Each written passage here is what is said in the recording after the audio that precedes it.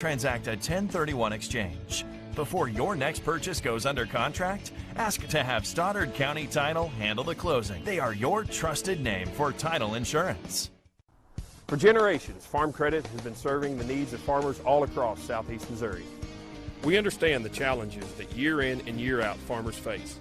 Our focus is on building long-term relations, whether you're full-time, part-time, or part of the next generation on your family farm. As a young beginning farmer, we offer the resources that will make your family farm. As a young beginning farmer, we offer the resources that will make your Ag Sunrise program, specifically tailored for your operation. For more information on our Ag Sunrise program or how we can benefit your farming operation, come by Farm Credit in Dexter. Moreland wants to buy your car. Big cars, small cars, fast cars, and funny cars. If it's got 4 wheels and an engine, we're swiping right. We've got the largest pre-owned inventory in southeast Missouri right here at Moreland Automotive. Even if Moreland's not on the back of your car, we're still interested. There's never been a better time to make a change. Come to one of our 5 Moreland locations in Dexter or in Sykeston, Missouri, and let us help you turn what you have into what you want.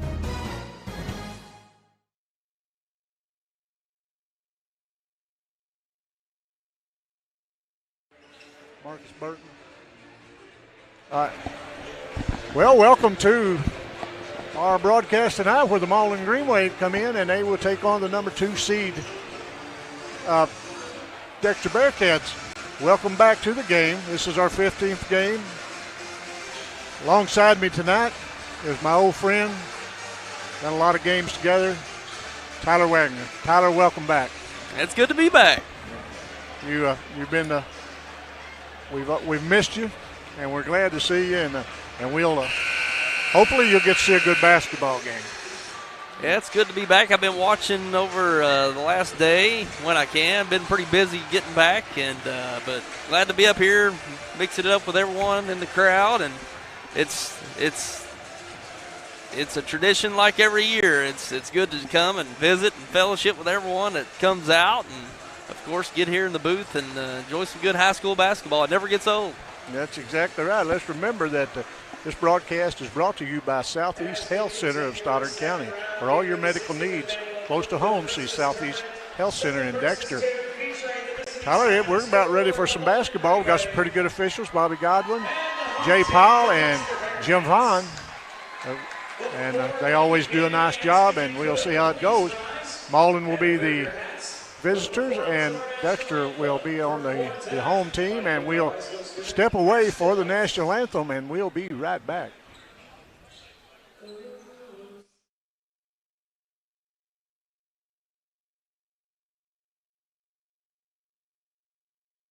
I'm Zach Tanner. I'm a rice seed farmer from southeast Missouri.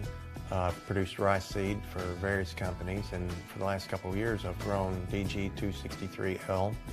One thing that we noticed, no matter which field we were in, the yield was just very consistent. We have literally never had varieties consistently yield as high as this one is yielding. In 2020, our DG 263L averaged well over 200 bushels. So far, our yields have been just outstanding. I would absolutely suggest somebody grow some of the DG 263L just because of the consistent yield and high quality. We had a pretty fair amount of several hundred acres of DG 263L in 2021, and my only real regret is that we didn't have more. I absolutely plan to plant more acres of 263 in the future. It's already part of our production plan for 2022.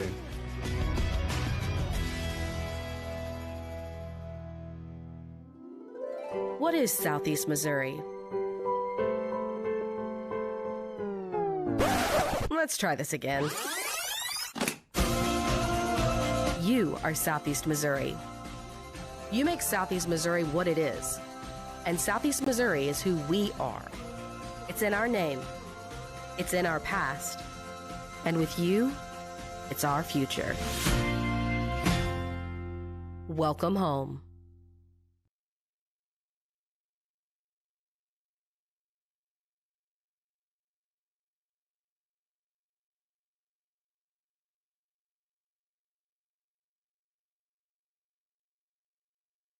Defending champion number 2 seed Dexter Bearcats and the number 7 seed Malden Greenway. Tyler, they're ready for some starting lineups, my friend. And for the Green Wave, number 1, 6'3" senior, D'Angelo Austin. Number 3, the 6'1" sophomore, Clemarius Farmer. Number 14, 6'1" junior, Cooper Thomas. Number 23, senior, 6'3" senior, Sientes Lerma. And number 31, the 6'5" sophomore, Marcus Burton. The Malden Green Wave headed up by Coach Kilgore, Mike Kilgore. And the Dexter Bearcats. Number 5, 6'2" junior, Chris Stone.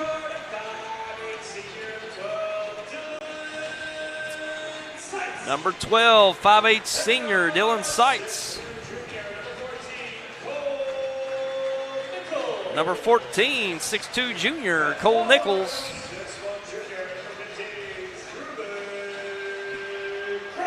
Number 15, 6'1" junior, Truman Croft. And number 43, 6'4" junior, Xander Smith.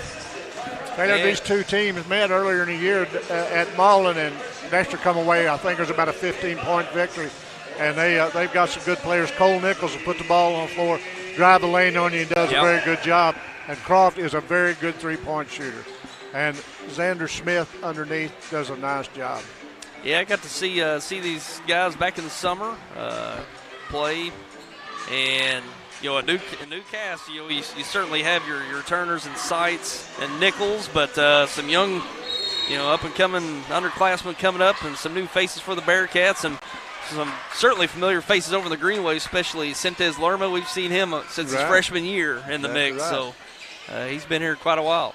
Malden gets the tip, and there was a three-pointer put up by Q Farmer, and it's missed, and it's passed out, and Nichols takes it up, lays it up, no good, tip back up, no good, and Dexter hustles the ball down, and it's kicked out to Sykes, top of the key. He's guarded by Thomas.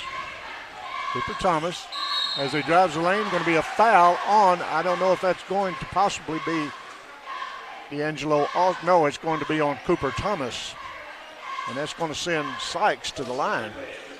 Malden is they're long, they're tall, they're very athletic, and they got some good shooters. Our Q Farmer's a very good three-point shooter. Yeah, that's what stands out about the Green Wave. A lot of size, and we've seen, Malden teams that can be very competitive when they've got the front line that they've got this year. So that's certainly an asset they've got to work with this year. Mike puts Dexter on top. He hit both free throws as Malden gets it back. Cooper Thomas launches a three and hits the top of the bracing. It will turn it over to Dexter. Malden will shoot the three on you. But their main chore is to put a good defensive man on the Nichols, the ball handler, because he's a good ball handler, and he will really get a step on you. He'll drive the lane. Now they get it back to Nichols. And see, he drives around his man, puts it back up over his head, left-handed, scores, giving Dexter the 4-0 lead. Yeah, that's a nice reverse. Pretty well defended, but once he goes with the offhand, with the reverse, hard to stop that. Great finish. Sure is, as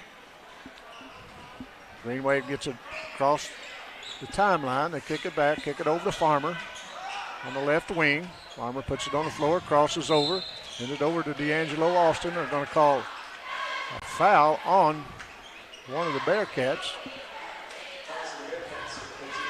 Going to be on number 15 for the Bearcats. That is Croft. I think that's how you pronounce that. I'm not sure. But he's a fine three-point shooter, I tell you that. D'Angelo Austin pulls up for a shot, no good, and nice rebound for number 23. That is Sientes Lerma. Lerma's a 6'3" senior. As you said, he's been around a long time, played a lot of freshmen. Lerma puts the Greenway on the board.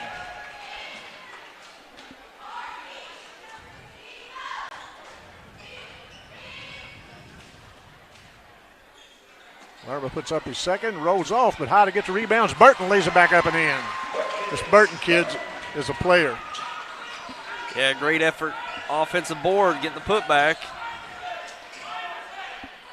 Seitz is guarded by the Green Wave, number 23. That is Lerma. Thomas is on him now, but he puts him on the floor, drives around. Nice move by Nichols. He goes down, puts it up, no good, and Farmer comes away with the board. Over to Lerma. Lerma thought about a three. Now he throws it away. The ball on the floor, and it's going to be a foul on Q Farmer. Both teams getting the ball up and down the court pretty quick, Tyler. Yeah, really good ball handlers for both teams. We've seen, Nichols and certainly Seitz as a shot goes up, no good. And, really good ball handlers. Get the ball up the court, can really make things happen off the dribble, and there's going to be some aggressive dribbling here tonight, I'm sure. D'Angelo Austin launches a three and buries it, giving the Greenway a 6-4 lead. Yeah, nice look there. Nice swing pass going across the court. Stepped right into it, nailed it. Hutch brings the ball down, and there Farmer picks him up, and now he drives the lane. He's cut off. Long three-pointer put up, and in and out, no good, and Burton with the board. As D'Angelo Austin brings it down. Now back to all. They should try another three, and he does, and rolls out, and here comes the Bearcats the other way. Nice dump inside, but now they kick it out on the wing, and it's no good, and Dexter comes away with it. There's a three-pointer put up by number 15, Truman Croft, as a 6'1 junior buries the three, giving Dexter the 7-6 lead.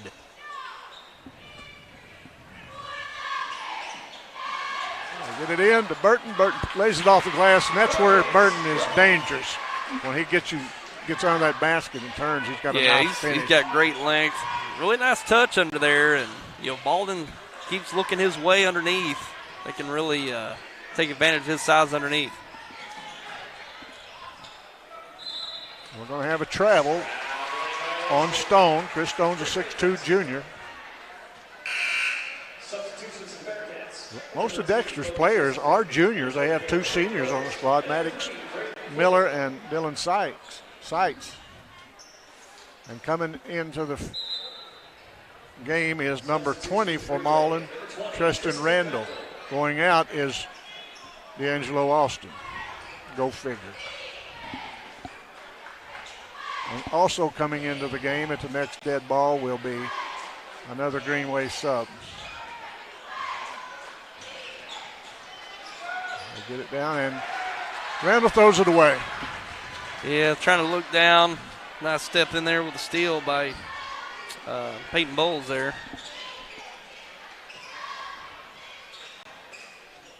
Puts the ball on the floor, beats a defender, takes it up, lays it up, no good. Going to be a foul, I think. That's on Cooper Thomas. That'll be his second. Yeah, nice drive there by Seitz. He had the one-on-one look there and no help underneath to protect the basket. Kept the ball on the floor and stayed aggressive, got to the line. Here comes two people off the bench. Taking out Cooper Thomas with the two fouls, and I didn't see who else subbed in for. But we're all tied at 8. Farmer has it. He kicks it down in the corner to number 15. That's Trey Miller. Bring it back around. Q Farmer launches a three from the corner. No good, but Burton has it, lays it up, no good. Gets his own rebound, lays it up, no good. How to get the rebound is Randall, and he turns, spins, and lays it up and scores it. Yeah, great effort by the Green Wave. Staying at the glass and get a nice putback there. Dexter unable to get the inside position.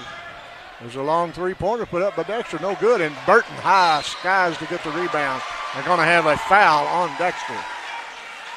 Going to be on number.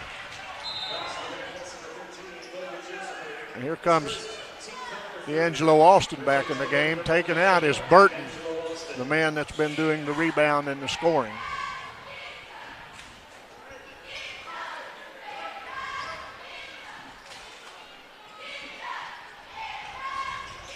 Miller has it now, kicks it back out front to Bell.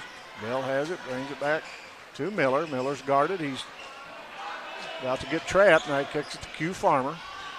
He puts it on the floor, drives. There's a three-pointer put up by number 11. No good. And how to get the rebound is Randall, and he's blocked. And we're going to have a foul on Dexter. It'll be their ball on the inbound line. Yeah, Austin had that initial effort there. It looked like he was going to go up to score, but defended pretty well. But, Malden playing really physical around the rim, really wanting to attack the glass offensively, and it's done well for him here. Now another offensive board. Yeah, traveling. Violation turns it over, but good effort there on the boards, and that's where Malden's really doing well early on here, getting those second chance opportunities around the basket. Well, there's a good sub, taking Randall out, putting Burton back in. Burton's hard to handle out of that basket. Marcus Burton is just a sophomore.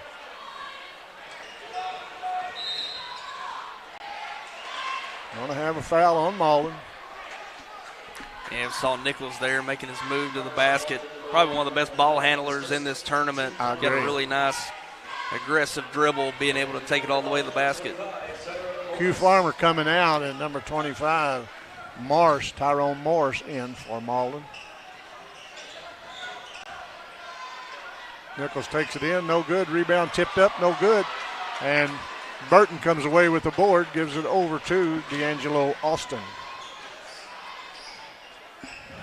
Bell has it, now back to Austin. Austin looks underneath. They've got Burton covered up in there. Thought about a three, now kicks it back out. They're looking for Austin, now down in the corner, trying to get it into Burton, but playing good defense on Burton under there. Yeah, fronting him pretty good. Thought about a three, now they're going to have a trap. You can tell they're trying to work it side to side to get that entry pass underneath, but well defended. Certainly underneath by Smith. Xander Smith doing a good job fronting underneath, keeping Burton been able to get the ball. Bringing back in Q Farmer.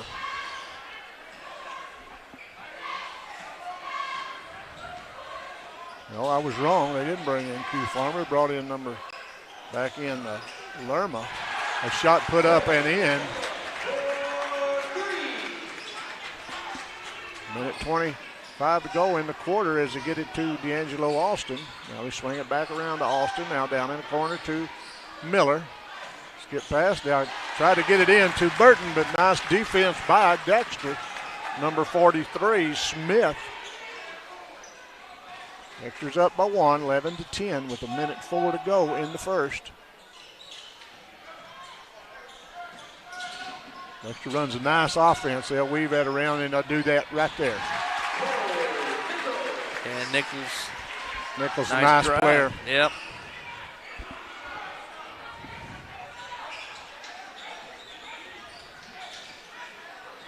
Back out to D'Angelo Austin. He has it out top of the key. Now down in the corner. Thought about a three. Now gets it into Lerma. Puts it up. No good as Dexter's coming away with it. We're going to have a foul on Sanchez Lerma.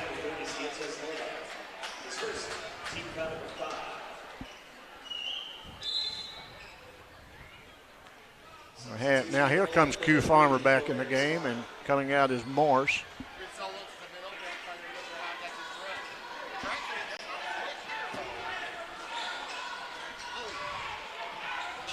As Dexter brings it down. Number 14, Cole. Taken away by a bad pass, picked off by Malden. Here comes Austin down. He has the ball.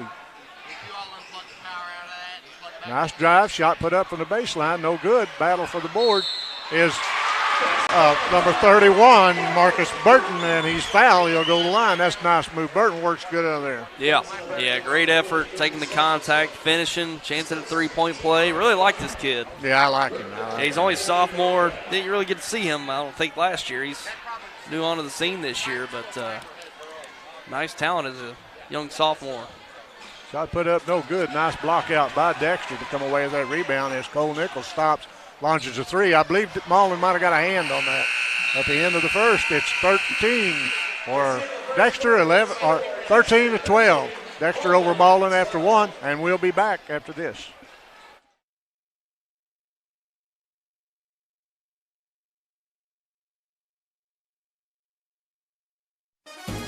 Autry Moreland wants to buy your car. Big cars, small cars, fast cars, and funny cars. If it's got 4 wheels and an engine, we're swiping right.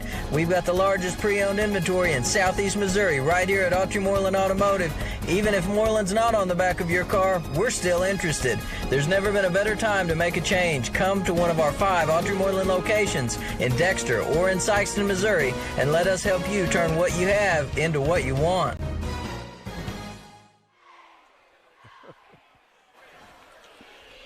Well, we're back. Tyler, what'd you think about the first quarter?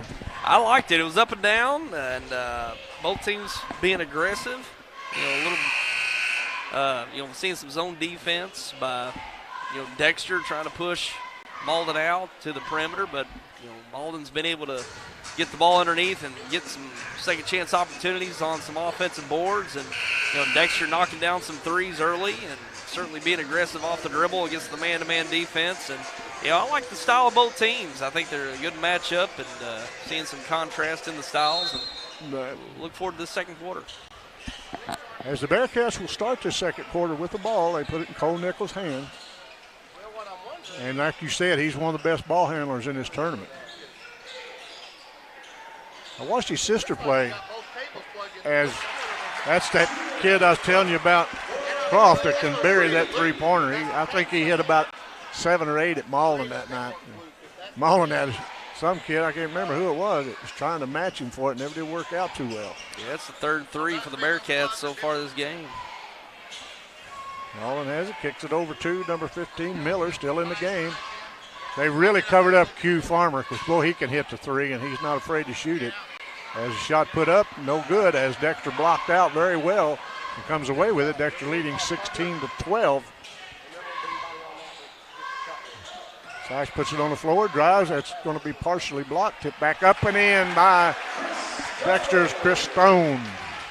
Yeah, nice put back there. Good position for that rebound. Like Dexter's in a 1-2-2 zone, trying to keep that ball from going underneath the big men. There's a job inside the lane. Shot put up, no good. Tip back up and in. And we're going to have a foul on Q Farmer. Yeah, it was like a little push on the rebound. Would have had a nice opportunity to get a putback there, but just a little nudge in the back. I think they call that on number 23.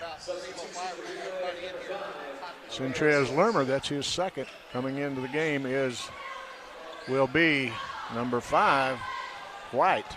Americus White, a 5'10", 5'11" sophomore. Good pick. And a good shoulder, and a high to get the rebound is D'Angelo Austin. Austin puts it on the floor, kicks it down in the right corner. Now back out to Austin. They swing it back around. Got Q Farmer to drive. Nice dump into Burton, who gets his own rebound and puts it up and in. Burton don't stop at that first rebound. He missed. He'll go after that board. Yeah, just stacking up a few more rebound statistics. They're on the miss, but I really like his effort underneath. He's really staying aggressive. What I understand, there's another 3 put up, but somebody's going to have to find that boy and put a hand in his face, or he's going to make your night be very miserable. As Mullen wants a timeout, and we'll see. I think it may be we'll keep it here. It's going to be a 30-second timeout. But Dexter has some shooters, some very fine shooters. And, you're going to have to find those shooters, and somebody's going to have to get a hand in their face. Yeah. Or they're going to stand out there all night like they did at Mullen and bury them. Yeah, they've got the hot hand early on. That's their 4th three-pointer, and get the looks. Mullen playing the man-to-man defense, just so we're going to have to close out a little harder and get around those screens a little quicker, but make them put it on the floor and get different looks. But Dexter working the ball really well. Sure working are. it, getting to the guys that are open, and knocking down the open shots. Number 33 from Malden, Tyrone Lee, the 6'3 junior. I wondered where he was at last night, but I see him in street clothes over there on the bench. He must be damaged a little bit as Malden threw the ball away, and here comes Nichols the other way. Rots has it. He's guarded by Miller. And he'll drive around you, but he kicks it back out to sides. He drives the lane. Now, pretty good defense this time. But now they let him get that step on you, and by he'll go. Yeah, great ball handling there. Really good defense initially. He kept it up, kept Nichols in front of him, but just great ball handling, getting around the defender and finishing at the basket. Q Farmer lines up for a three, and it's no good, and it's going to be saved by Nichols as here comes the Bearcats the other way, and lines up for a three. Looks good from here. Bang. I cannot understand why somebody can't find him. Well, a great dribble penetration, drawing the defense in, kicking it out for the three, and Bearcats are hot from three early on here. That's his third three of the game, Truman Crop. Finally, Farmer gets on the board with a three.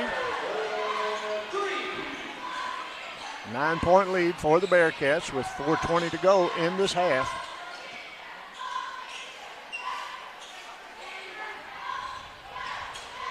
South takes it in the lane. Now he kicks it back out to Cole Nichols. Nichols, nice defense on him. That time cut him off. And Q Farmer gets and it's going to be out of bounds and a foul on Dexter.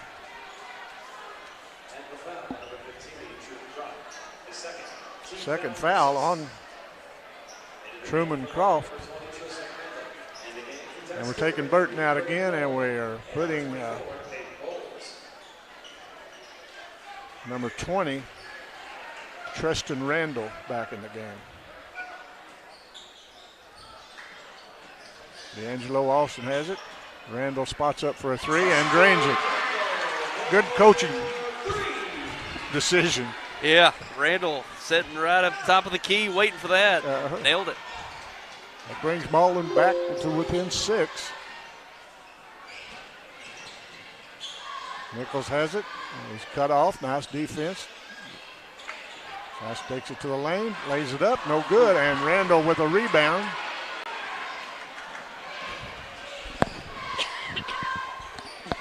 D'Angelo Austin has it on the right wing. Now D'Angelo brings it out top of the key, kicks it over to Miller. Q Farmer lines up for a three, and he hits his second three. Yep, second three in just a matter of about a minute or so, and a little momentum here from the Green Wave. There's a nice drive down, but he's cut off. Now to kick it back to Cole Nichols. Cole puts it on the floor. Miller on the ball handler. Has to cut him off. Number 3 has it. That is Pulliam. Now Sykes has it. Tries to drive the lane. Now the ball fake, no good. And coming down with it is D'Angelo Austin as Q Farmer takes it and he brings it down. And they throw it out of bounds. Yeah, just a little wide of Randall there on the wing. See some ex-Malden players down on the end zone. Look like they're doing a little coaching.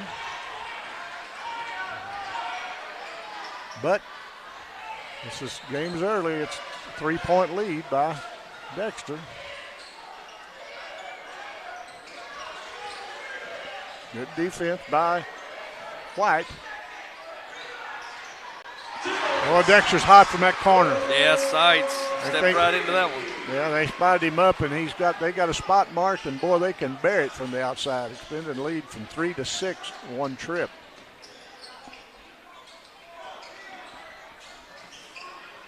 They move the ball back around to Trey Miller. Now Q Farmer lines up for another three, and he buries it. And we got. Yep, that's his third of the quarter. That's right. And Coach Chad Allen says we got to have a timeout. It's a 30-second timeout, so we'll keep it here. Want everybody to stick around at halftime. Sawyer Smith, he practices with Dustin Mayer, going to stop by and visit with us. And then after that interview, I'm going to step aside and let our friend Terry McVeigh have the privilege of calling the second half with you, Tyler. I'll work him in really nice, Tommy. Yeah, treat him nice. I've got him spoiled. I did a game. I don't know if I told you that Cameron Parker, she did an excellent job. And, I tried to trade Terry but they wanted too much boot. She did an excellent job. She made us both look bad. Yeah. And she had everything, man. She had everything ready to go when we sat down, and she did a good job. Yeah. But you know how I feel about Terry. Sure. Terry's a fine friend and does an excellent job. Yeah, Cameron Parker now, of course, great athlete in her day, all-state basketball player, I believe. Yeah. Has good defense by Austin, but they let him come back in, and there's a drive, and he's cut off. Yeah, Austin's playing some pretty good defense. They better find that shooter because and they're going to call a travel. Good defense for Malden. Yeah. First good defensive stand that they've had, the best one. Yeah, Dexter wants to put the ball on the floor, take the advantage off the dribble if it's there. If not, look for that shooter out on the perimeter, which we saw going back a couple of years. Chad Allen's done a great job of implementing that offense, being able to dribble, be aggressive, but also being able to kick it out to the open three-point shooter. And Malden's done better here in this second quarter, or in the latter half of this second quarter, limiting those opportunities. Trey Miller just put up an air ball from outside the three-point arc.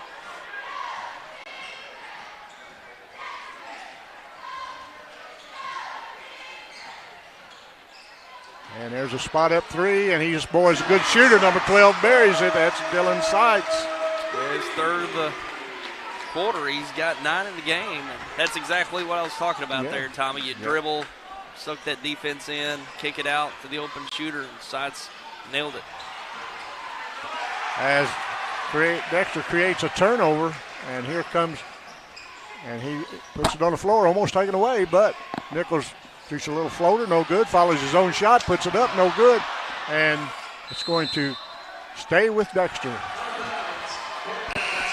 Coming in the game is number 11, Rylan Bell for Malden. That's a 6-foot junior. Coming out is Trey Miller, a 5'7" sophomore.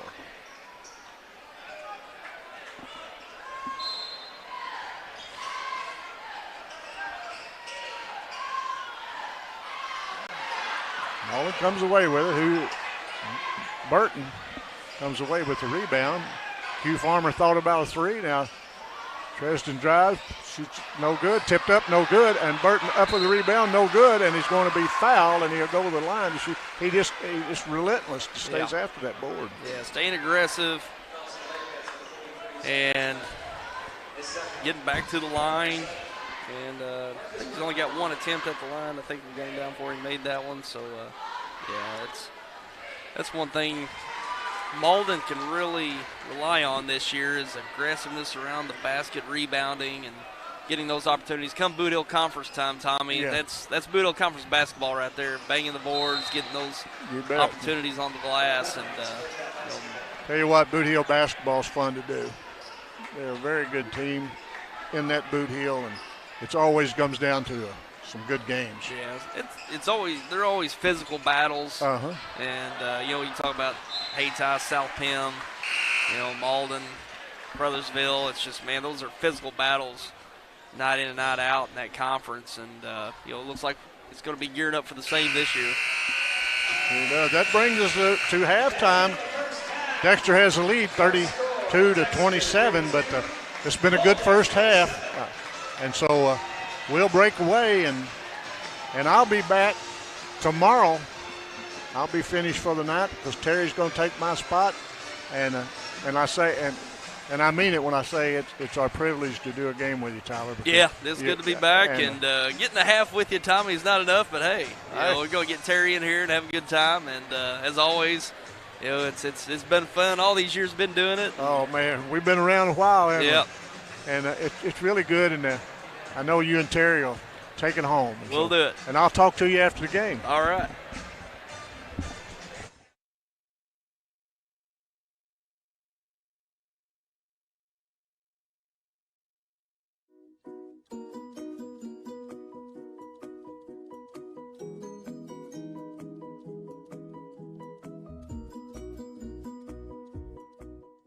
The team at Burns, Taylor, Heckemeyer, Green, and Edwards have been serving Southeast Missouri for nearly 40 years. When you have been injured on the job, call Burns, Taylor, Heckemeyer, Green, and Edwards. When you need someone to fight for your rights, call Burns, Taylor, Heckemeyer, Green, and Edwards. When you need dedicated, aggressive legal representation, choose local attorneys. Call Burns, Taylor, Heckemeyer, Green, and Edwards.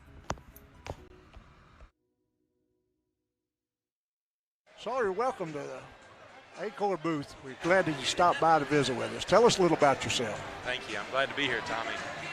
I'm from Dexter, Missouri. I'm glad to be moved home and working here in Dexter. In Stoddard County, I'm an attorney at the Mayor Law Office. Practice several areas of law, but my main focus is the criminal law. Mayor's they're nice people. Very good people. Very good people. Very good friends. What's your background? Well, like I say, I grew up in Dexter. Went to high school in Dexter, and about the past decade or so, prior to working, I was pursuing my education, and I've moved home, and I started out working with my father-in-law, Jasper Edmondson. He practiced law here in the Boot Hill for 50 years. And, very good man, very good lawyer. Yes, he was. And from there, I moved on to the Missouri Public Defender's Office. And then I ended up at Mayor Law Office, and I've been there almost 2 years now. And I'm really enjoying practicing law with Dustin. It's taught me a lot, really been a good person for me to work with, and we're having fun with it. A lot of people don't like judges, especially the ones that has to go in front of them. But tell you what, Judge Mary is a good man, and we're lucky to have a man with his talent and ability. He's a great judge. He's had a great career. I actually have a long history. When I was in high school, I started my law career answering the phone at his practice. So, well, he's a good guy, I know. And I know you're a Stoddard County guy. Probably been here a few times. This tournament. What do you think about this game so far? It's a good game. Dexter is playing hard. So is the other team. It's quite a three-point shootout tonight. Yeah. It's good to be here. I remember playing in this tournament some years ago. Yeah, right. And, well, Sawyer, we appreciate Mayor Law Firm and Stoddard County Title for all they do to support, and we really appreciate you stopping by and talking with us. And I enjoyed it. Next time you're at a game and we're doing one, stop by and visit with us. Because, thank you, Tommy. And it's always good to get good people to move back into the area. It's great to be home in Stoddard County. Yeah, and I know we'll run into you again, and thanks again for all you guys do. We appreciate you. And we'll be seeing you again. Thank you. Look forward to it. Good luck to you, my See friend. ya. We'll be back. I'm Zach Tanner. I'm a rice seed farmer from Southeast Missouri. I've produced rice seed for various companies, and for the last couple of years I've grown DG 263L. One thing that we noticed, no matter which field we were in, the yield was just very consistent. We have literally never had varieties consistently yield as high as this one is yielding. In 2020, our DG 263L averaged well over 200 bushels. So far, our yields have been just outstanding. I would absolutely suggest somebody grow some of the DG 263L just because of the consistent yield and high quality. We had a pretty fair amount of several hundred acres of DG 263L in 2021, and my only real regret is that we didn't have more. I absolutely plan to plant more acres of 263 in the future. It's already part of our production plan for 2022.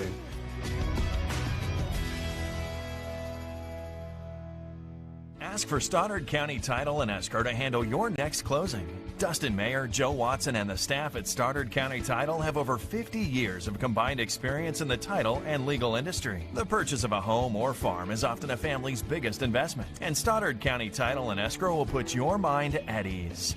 Stoddard County Title shares a location with Mayor Law Office and can prepare a beneficiary deed, contract, seller financing documents, or transact a 1031 exchange. Before your next purchase goes under contract, ask to have Stoddard County Title handle the closing. They are your trusted name for title insurance. To make Moreland wants to buy your car. Big cars, small cars, fast cars, and funny cars. If it's got 4 wheels and an engine, we're swiping right. We've got the largest pre-owned inventory in Southeast Missouri right here at Moreland Automotive. Even if Moreland's not on the back of your car, we're still interested.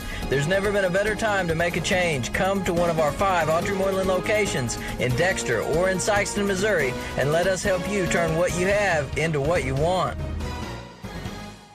To make the right decisions for your operation, you need 2 things: accurate, secure data and the ability to make it work for you. Introducing AFS Connect Advanced Farming Systems from Case IH.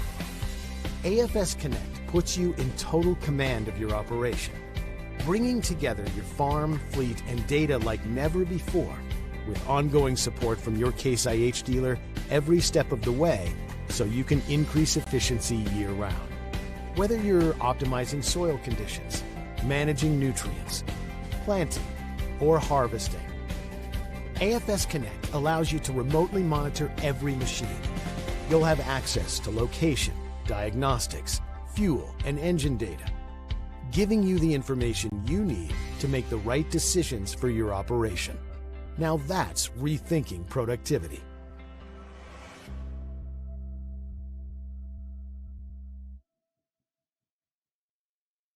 Focus Bank offers a wide range of business services, including loans, lines of credit, and equipment leasing. We also offer free business checking and business money market accounts.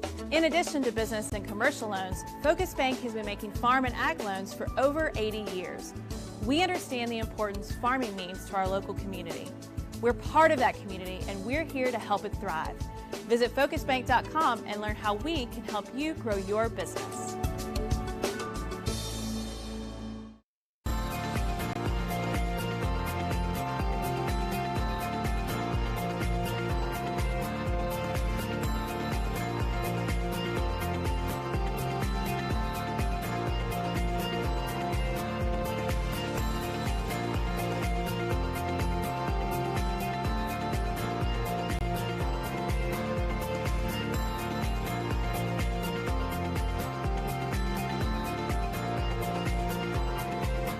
Juju Promotions in New Madrid is your one-stop shop for all your personalized merchandise.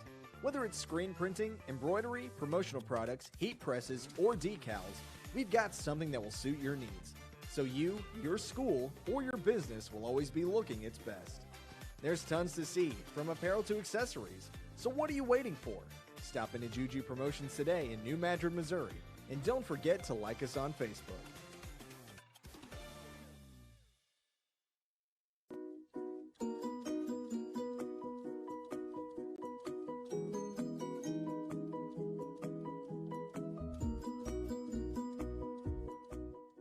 The team at Burns, Taylor, Heckmeyer, Green, and Edwards have been serving Southeast Missouri for nearly 40 years. When you have been injured on the job, call Burns, Taylor, Heckmeyer, Green, and Edwards. When you need someone to fight for your rights, call Burns, Taylor, Heckmeyer, Green, and Edwards. When you need dedicated, aggressive legal representation, choose local attorneys. Call Burns, Taylor, Heckmeyer, Green, and Edwards. I'm Zach Tanner. I'm a rice seed farmer from Southeast Missouri. I've produced rice seed for various companies, and for the last couple of years I've grown DG 263L. One thing that we noticed, no matter which field we were in, the yield was just very consistent. We have literally never had varieties consistently yield as high as this one is yielding. In 2020, our DG 263L averaged well over 200 bushels. So far, our yields have been just outstanding. I would absolutely suggest somebody grow some of the DG 263L just because of the consistent yield and high quality. We had a pretty fair amount of several hundred acres of DG 263L in 2021, and my only real regret is that we didn't have more. I absolutely plan to plant more acres of 263 in the future. It's already part of our production plan for 2022.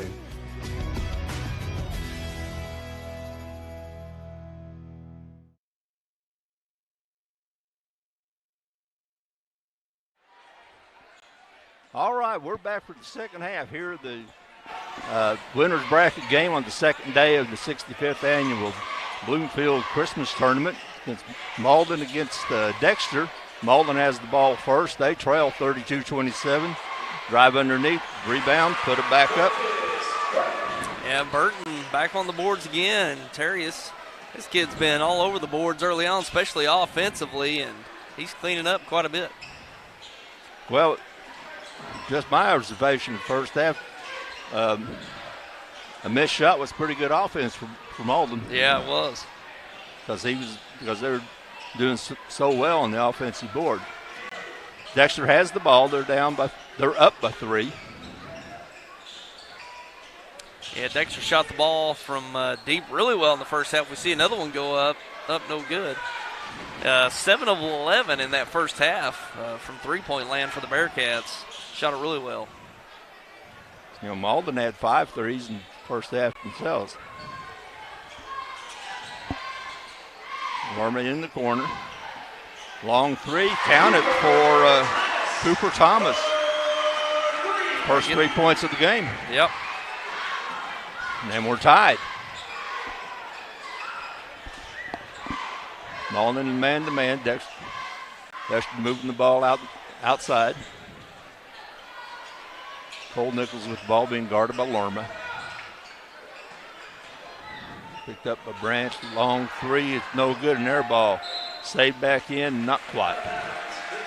Turnover, ball goes to Malden. And Malden has a chance to take the lead. They've scored the first 5 of this second half.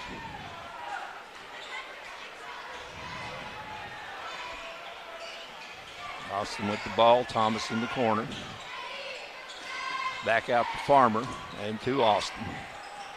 Dexter's in their 1-2-2 zone.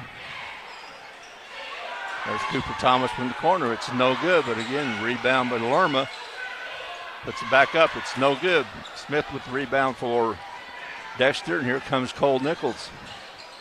He stops and just puts up, and Cole Nichols with his 8th point. Yeah, Nichols, such a good ball handler.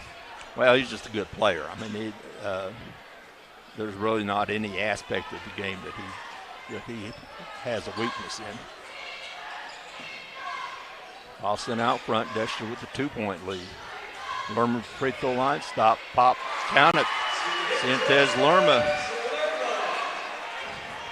his 3rd point of the game.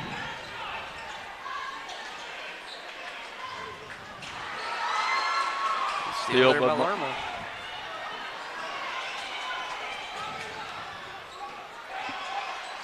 Spin underneath, put it back up. Nice move. Marcus Burton has been a beast so far in this game. Malden that leads 36-34. Going to be a timeout.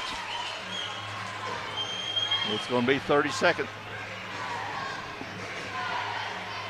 So Malden's come out pretty quick in this here in the second half, Tyler. They have. They've really stepped up the defense, gotten the lead here to start off this third quarter, and it's all behind Marcus Burton leading the way, 13 points, 10 rebounds, and a 3-point shot by Thomas, getting some momentum going, seeing the intensity pick up defensively, and Dexter going to have to answer here and handle the pressure. They've had a couple turnovers that led to some points, and just seeing the momentum really go the Green Wave's way here. Yeah, Malden's got it going right now, and Dexter's a little stagnant.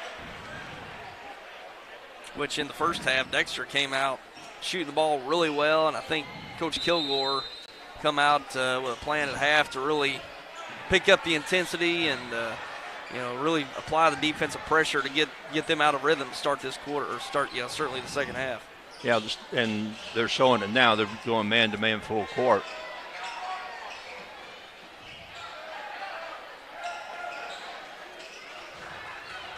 Don't think they're going to let Dexter set out and spot threes.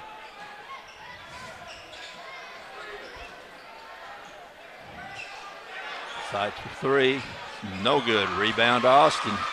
Here comes Malden. He's looking to run, pulls it up.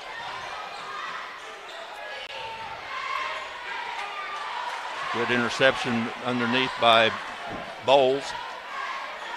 Long 3 from Croft, it's no good. Lerma leading the pack, lays it up, gets it. Yeah, long rebound, went right to Lerma, and he took it in stride, took it all the way. Oh, nice move. Cole Nichols with a nice little floater. Nice little teardrop to finish it off. Yeah, when Dexter needs, so far, a couple of times, Dexter's needed to kind of stem the momentum. They've got, Nichols has done it for them.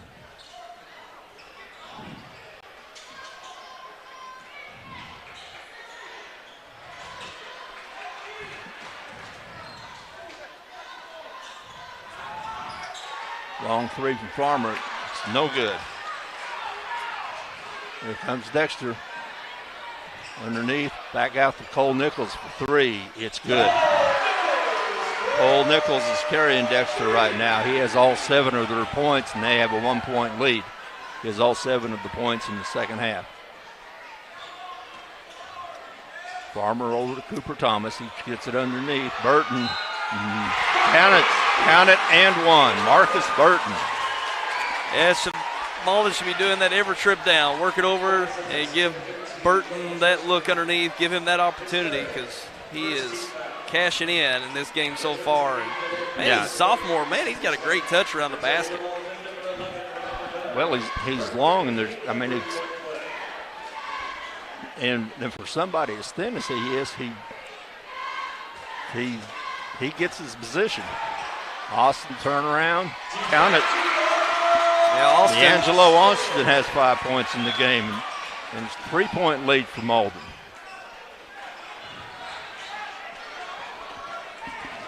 Sykes gets the ball up. Nichols, stop, pop. It's blocked. It's going to be a foul. A foul on Rylan Bell. That's his second. Just first team foul. Both teams have one team foul here in the second half. Just want to send Cole Nichols to the line, shoot 2. Makes the first.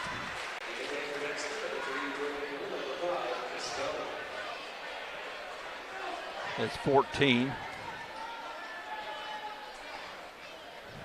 13. Second one's no good. Burton to Austin to Farmer. Farmer walks the ball up. Dexter's extending their zone just a little bit.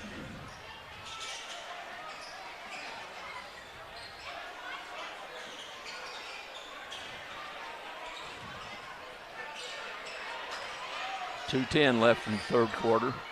In the Austin free throw line underneath the Burton. Lays it up, lays it in. Nice play, nice ball movement. Yeah, really nice high-low action there. I love the high-low. Sucks that defense to the high post and a nice dump down. And what better hands to get it into in this game than Burton right at the rim.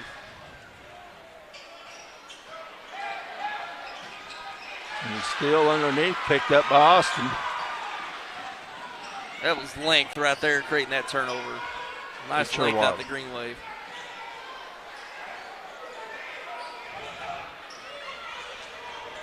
Four-point lead for Malden. Thomas looks for three. Doesn't take it. Good decision. Bell to the line, to the baseline. Back out to Thomas.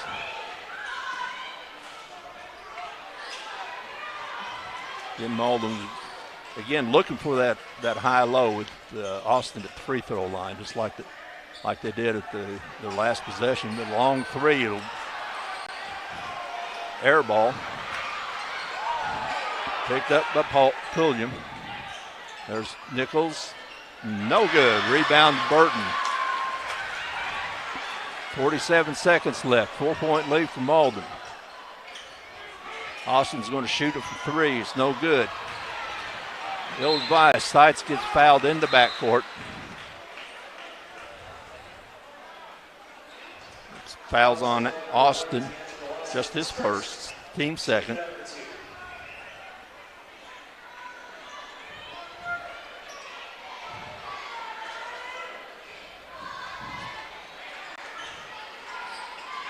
Nichols with the ball, 35 seconds left to go here in the third quarter. And a bad pass.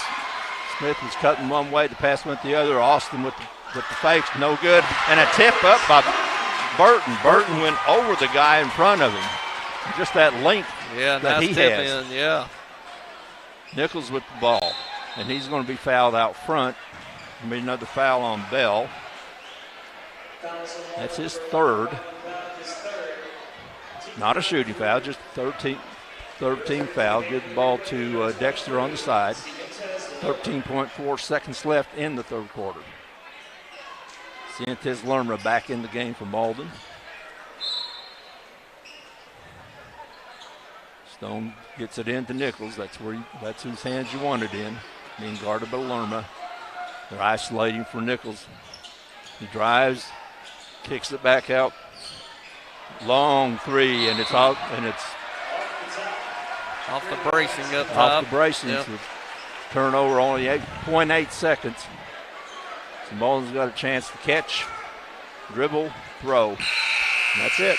And that's the end of the third quarter, and the Malden Greenway lead the second seeded Dexter Bearcats 46-40. Big third quarter for Malden. We'll be back for the fourth.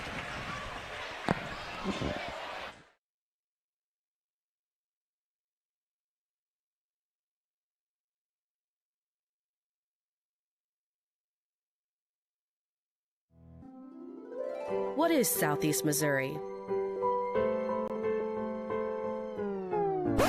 Let's try this again.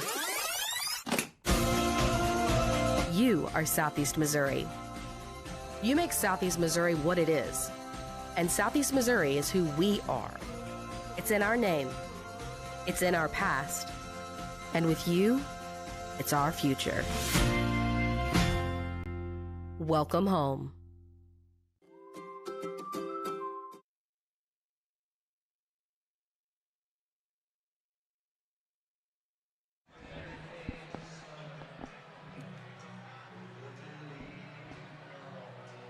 And we're coming into the fourth quarter. Close one, 46-40. The Malden Green Wave lead the Dexter Bearcats. And Terry, that was the Malden Green Wave's quarter. They come out, hit some shots, got some basket, some really nice baskets underneath. That's Marcus Burton's length. Marcus Burton, yeah, and the defense really, turned up for the Green Wave, getting some points off those turnovers. So we're geared up for a nice finish here in this quarterfinal between these two. Yeah, Malden's the turn defense. They're pressuring pretty much full court, man to man, and Dexter really hadn't had too many shots. Nichols is the only person to score for Dexter in the last quarter. Like a foul out front. Yeah, Nichols. Sykes was going with a spin move, and looked like he might have gotten tripped up on that spin.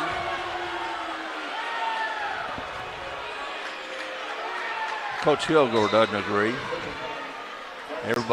Nobody dressed in green.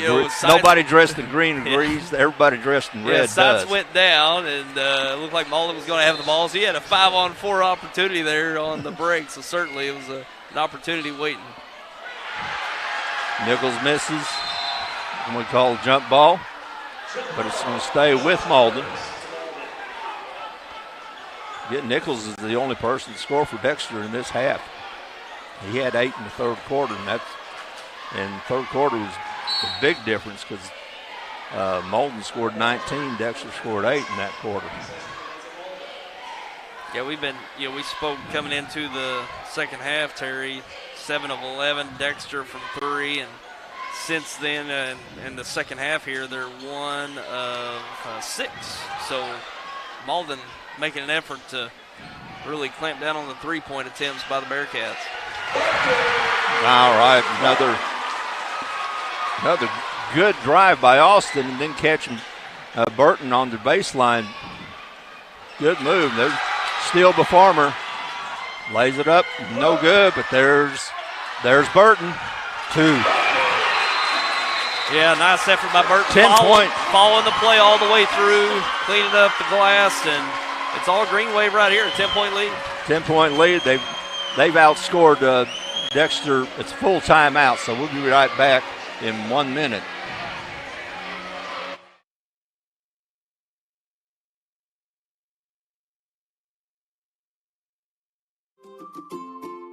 First State Bank and Trust is more than just products and services. We're there for you for your first paycheck, buying a home, opening a small business, starting a family, or planning to retire, and everything in between. We're the local bank you know and trust for all of your financial needs. Visit fsbtrust.com or stop by your local First State Bank and Trust to explore all of your financial options. Equal housing lender, member FDIC. All right, 7 minutes and 2 seconds left in the fourth quarter. This second round game in the winners bracket, and the Malden Green Wave in the second half have come out, and they've come out smoking, and they've cooled off Dexter. Green Wave have beaten Dexter 23-19 or 23-8 in the second half, and they got 23-10. That's 23 for Malden in the second half, 10 points for Cole Nichols. Nice block underneath by Bowles, and that might be something that gets Dexter up, because Burton had the ball going in for a layup, and Peyton Bowles just put it right back. Yeah, nice effort there. Burton had really good position to get two right there at the basket. Great defense to defend that Green Wave two. And that's the kind of thing that nice move and good block again. There's Peyton Bowles. That might get Dexter going. Sights, lays it up, lays it in. A little momentum here for Bearcats to open up the quarter, and they're extending their defense too, Terry. You see they're really extending it to the full court. And that's going to open up the back door some for Malden.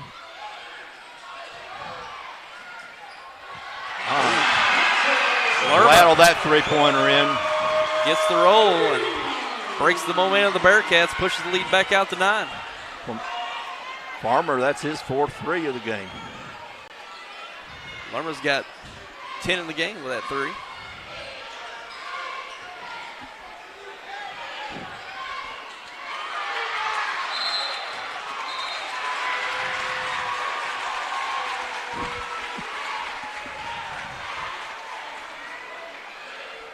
So possession over to the Green Wave, 5:40 left.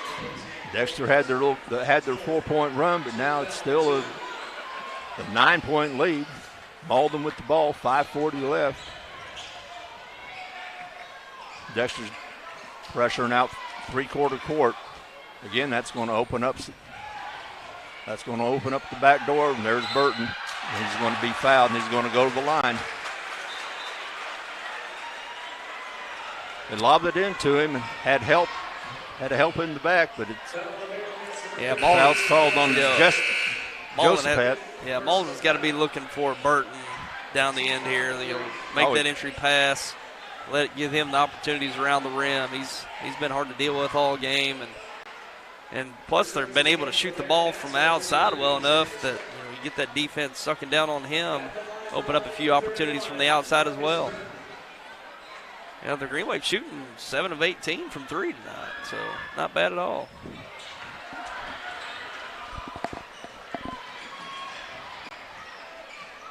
Missed the first.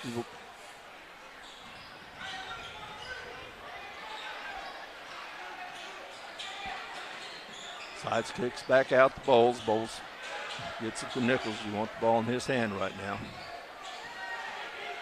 Oh, nice move. Nice move. Oh, and deflected out, and it'll stay with the Green Wave. Okay, the officials are hurting. It's called. The initial call was ball to the Green Wave. And that's how it's going to stay. It looks.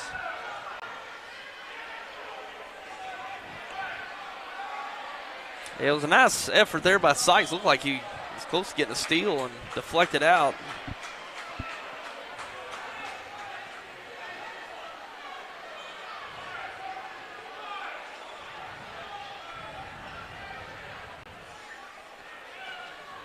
Think they might jump it up possibly?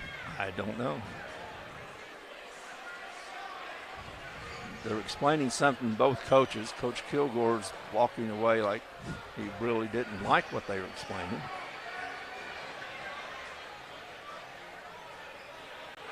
going to send somebody to the line. I'm confused. I am too. I don't know. I don't know if they called a technical foul on somebody. That they would have almost had to. Oh, I know. He only shot one free throw. He had 2 free throws coming this time. That last time down, he only shot one. Oh, okay. Now that's when I first marked it on the book. I saw that he only shot one, or it looked like he only shot one. But you know, I don't carry. I don't do the books. Terry said he only shot one time. Huh? Terry said he only shot. He had 2 coming and only shot once. He only shot one when he should have shot 2. That's the best I can figure.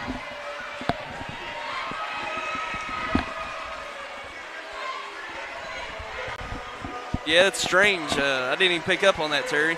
Well, I didn't. I was marking the book, and I had it look like he had 2 free throws. Then he missed, and they went and played on. So I thought either I missed the first one, or then well, maybe he missed the front end 1-on-1. Well, it wasn't a 1-on-1 situation. I don't know that I've seen that. It's strange to see it play out as long as it did. Usually it's one of those, you know. Somebody picks up on it right away. The fact that it played out as long as it did was strange to see. Yeah, and, and then you got a call down in the corner. So it should be Dexter's ball after the made free throw. 5 minutes left. 8-point lead for Malden. Dexter with the ball.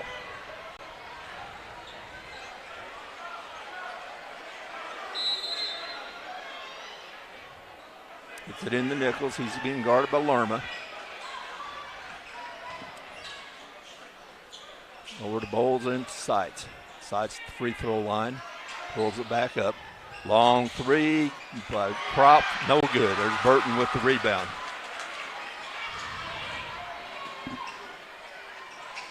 Dexter's controlling the Cooper Thomas. Oh, he had the lane. He saw it. He took it. Nice drive. Finish there by Cooper Thomas. 10-point game. Back up to 10. Pick up by Cooper Thomas. 3-on-1, but it's Cole Nichols back. Cooper Thomas. Cooper Thomas now has 7 in the game, and it's a 12-point lead. Biggest lead of the game. A full timeout for Dexter. We'll be right back. 4:21 left in this game. Wow.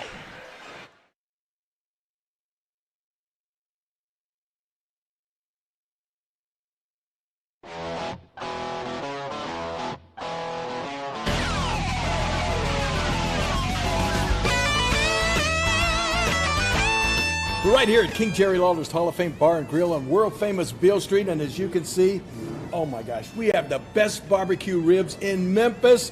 Oh my gosh, the gumbo is out of this world, but you gotta try the King's Triple Decker Slam Burger. You'll love it.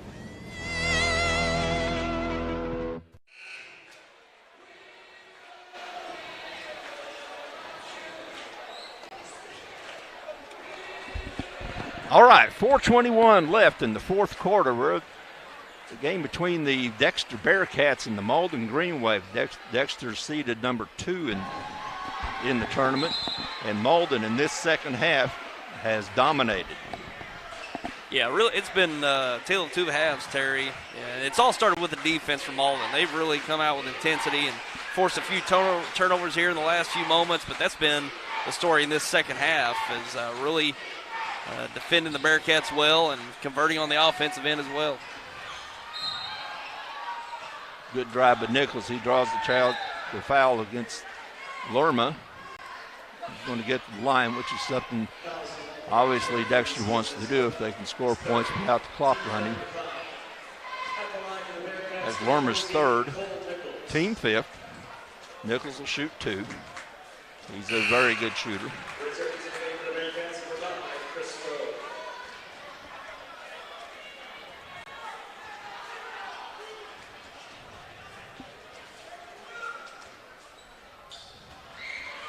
And makes the second. He's been the Dexter offense this half.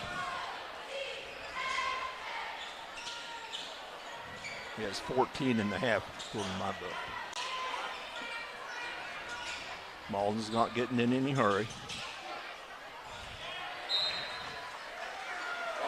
They're probably going to try to run a little bit of clock. It looks like they're going to run some clock with every possession.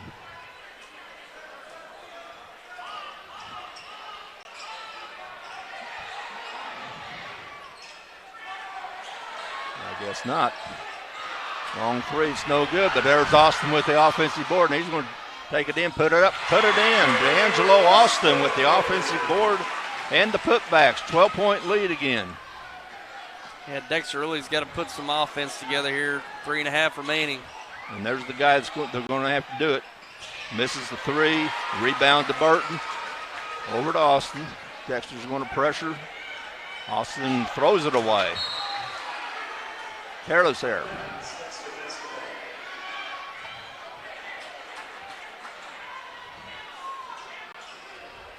Dexter, or Malden, does not have to get in a hurry. Dexter does. Lorma guarding Nichols. Nichols takes it all the way, puts it up, no good, gets his own rebound, puts it back up. He's been fouled by Burton. He's going to go to the line. Yeah, much needed bucket there. And chance at the three-point play to cut it down to 9 with 3 to go. That's the second foul on Burton, but team foul 6, which means Dexter will be in the bonus the last 3 minutes of this game. Nichols misses, but the rebound goes to Greenway. 10-point lead, less than 3 minutes. Lormer gets trapped in the corner, but he gets it to Burton. He puts it up, puts it in. Burton, they cannot handle Burton underneath. Yeah, 26 in the game, I believe, he's at this point. Grab sights from the free throw line, count it. Good stop and pop from Dylan Sights. Puts the lead back to 10, but there's only 2:25 left in the game. Yeah, Dexter got a shot here, but again, they got to come up with some turnovers or some stops here. There's a nice block by Xander Smith. Yeah. Nice block by Smith, but still good ball stays with Malden.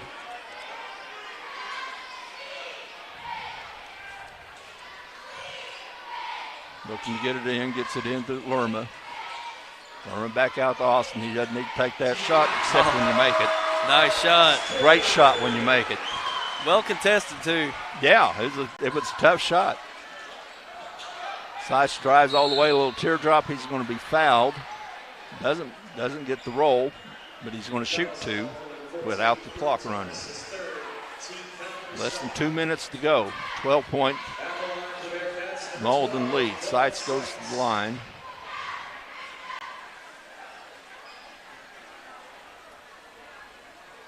And misses.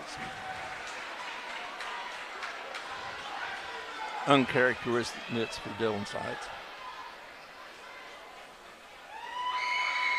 Makes the second. Less than 2 minutes to go. Farmer with the ball over to Lerma, back to Farmer. Cooper Thomas in the corner. Dexter trying to trap. Thomas gets on the baseline, tries to get it underneath, and it's stolen. Nichols comes up with it. It's poked away, but Smith picks it up. Sights. Long three for Kraft. Count it.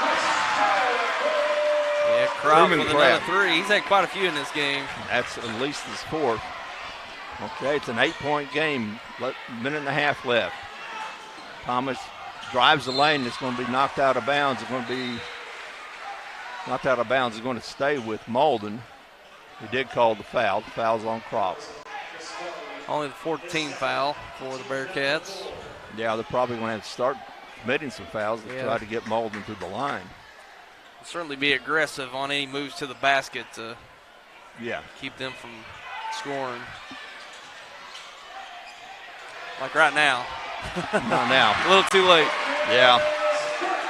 Nice move by Burton. Had the size advantage there underneath. Another three for Sykes. Count it. And that's how Dexter can get back in it. It's a 7-point game with 1 minute to go. Timeout, Dexter. Full timeout. So we'll take a break for 1 minute. And we'll be back for the last 1 minute of this game.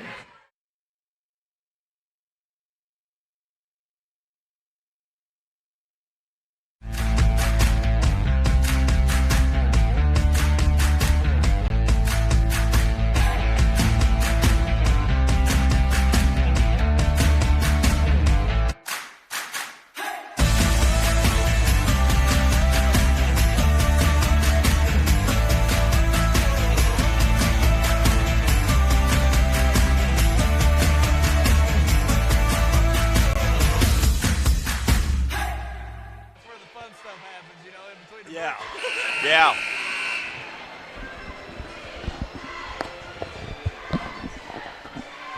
All right, we got 1 minute and 1 second left, Tyler. This quarterfinal. The quarterfinal game, the winners division of the winners bracket here in the 65th annual Boot Hill Conference tournament. Bloomfield Christmas, not Boot Hill Conference. I've done that about that Boot Hill Conference. I've done that twice tonight. In the rhythm of the sentence, they all go together. All right, Malden gets in the half court. They're playing keep away. Austin with a shot he probably shouldn't take. There's Burton with the foul over the back. Yeah, good box out. Really good box out there by Dexter. That's the 18th foul, so that'll be 2 free throws. Or 1-on-1. Yeah, 1-on-1. Yeah. And put Dexter at the line. That's precisely what Malden did not want to do. And Dexter gets a chance to add some points with the clock stopped. Looks like Nichols must have a small cut they need to take care of. Yeah, need to take care of that pretty quick. They need him on the floor. They whatever size Band-Aid they should have, they're going to slap on that. Looks like they're going to, they have to bring somebody in. Braden Pulliam comes in.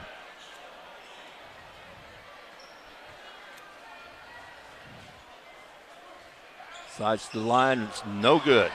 First into 1-on-1 is no good. Yeah. Burton with the rebound. 40 seconds left. 7-point game.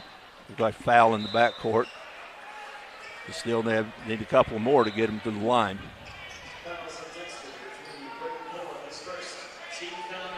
Pulliam's first, team foul number 5. So they got 2 to give.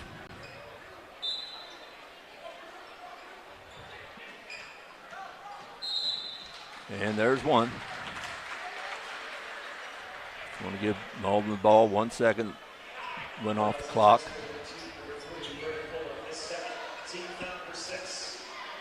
Again, Malden has to pressure the ball and have Farmer in the backcourt. Gets it over to Thomas. There'll be a foul on probably Sykes. And that one's going to send Farmer to the line. Crops with the foul. That's his third. Team 7. So Malden goes 1-on-1. That's Dexter needed to get them there. But Malden's been shooting the ball pretty well tonight. Yeah, they've had a good mix. Certainly, primarily in the paint and on the glass on offensive opportunities. But they've shot the ball from the perimeter pretty well. They've been pretty selective in the shots they've taken, but hit it at a pretty good clip. Misses the first.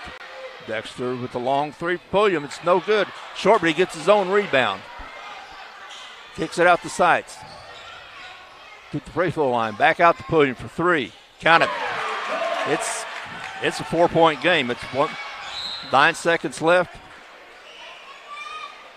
Malden to the line for a 1-on-1. 2-possession game, but just Braden Pulliam with the big 3. Yeah, might be just too little time left for Dexter to put a few possessions together here, but it's going to be hard. I mean, you got 2 possession no matter what Farmer does here. It's a 2-possession game. Makes the first.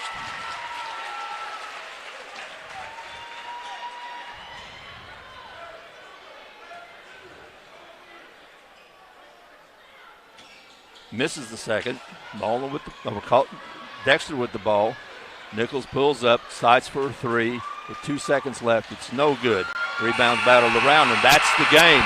And the Malden Green Wave, 67 to the Dexter Bearcats, 62. An upset for Malden. Second upset we've had in this round. But Malden will move on. They move on tomorrow to play they'll play the winner of the Portageville-Hayti game, which is the game coming right up. And the big upset, I think everybody coming in figured it was going to be a Dexter-Burney final, and I did. But Malden had the combination. They had the combination of length underneath. They shot well enough, and their defense in the second half was outstanding. Yeah, well done by the Green Wave. Great adjustment at half. It was certainly defense. You could tell the intensity shift in the second half to the Green Wave. They really pressed Dexter on the perimeter, made him put it on the floor. The Bearcats unable to knock down that three-point shot, that outside shot in the second half. Certainly not the same rate as the first half. And offensively, attack the glass. The offensive rebounds were there the whole game, where Burton and his crew cleaned up and got those second chance opportunities and hit some outside shots, some timely outside shots when the opportunity was there. So, great job by Kilgore and his Green Wave finishing out this quarterfinal. Yeah, but like I said, like Kilgore and the adjustments that he made, but ramping up the defense in the second half. And, Dexter didn't hit near as many threes in the second half. They didn't get very many opportunities. Yeah, and Dexter going to go into the 5th place bracket, which as a 2 seed should match up pretty well going forward. But the Green Wave looking to make some noise. They're kind of being able to play that Cinderella role at this point. What is it? Is the 7 seed, right? Yeah. Right. So and Malden, in this tournament, teams that can utilize their size very well can do really well in this tournament. And that's what they've got. Certainly with Burton and the length with Lerma right around the rim, being able to dictate offensively with their size. You think back to Dexter going back a number of years with Gabe Jackson. Garrett Henson right there in the paint, standing at around 6'4", 6'5". They were able to dictate in this tournament just with those guys underneath the basket.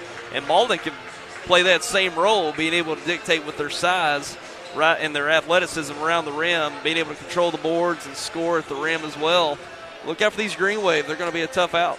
We thought they'd be a tough out. I really didn't think they were going to match up as well with Dexter, but really didn't count on Marcus Burton being this good. Yeah, no, I like D'Angelo Austin, 6'3". He's got length and speed, and he can handle it out front. Yep, he can take the point. And I like their length, being able to get into the passing lane and disrupt the dribble into the paint.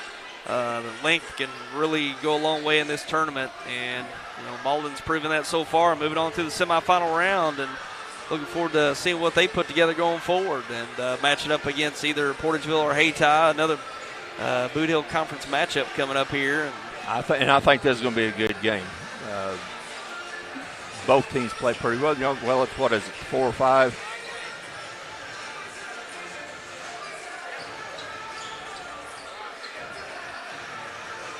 Or the 3-6. 3-6. Hayti's seeded 3rd, Portageville 6th. This is going to be good. Portageville's been playing pretty well. Hayti has one of the problems with Hayti. They haven't been playing. It's only a 3rd game. Right. That deep run football season, right? Yeah, they haven't been playing basketball, so they're more athletic. But we'll just see how it comes out. So we'll be back in just a few minutes.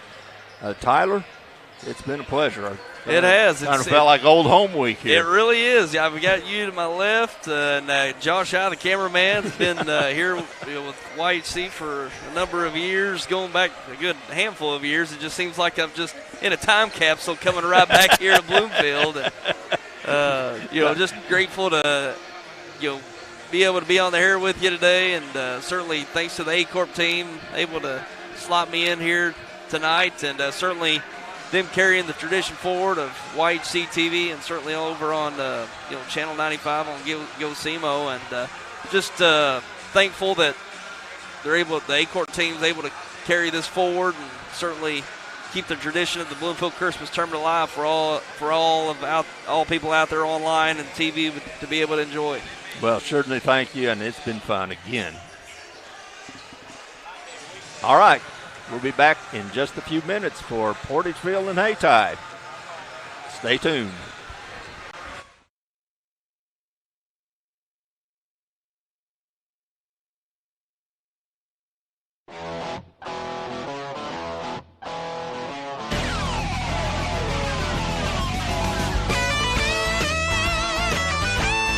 We're right here at King Jerry Lawler's Hall of Fame Bar and Grill on world-famous Beale Street, and as you can see, oh my gosh, we have the best barbecue ribs in Memphis. Oh my gosh, the gumbo is out of this world, but you gotta try the King's Triple Decker Slam Burger. You'll love it.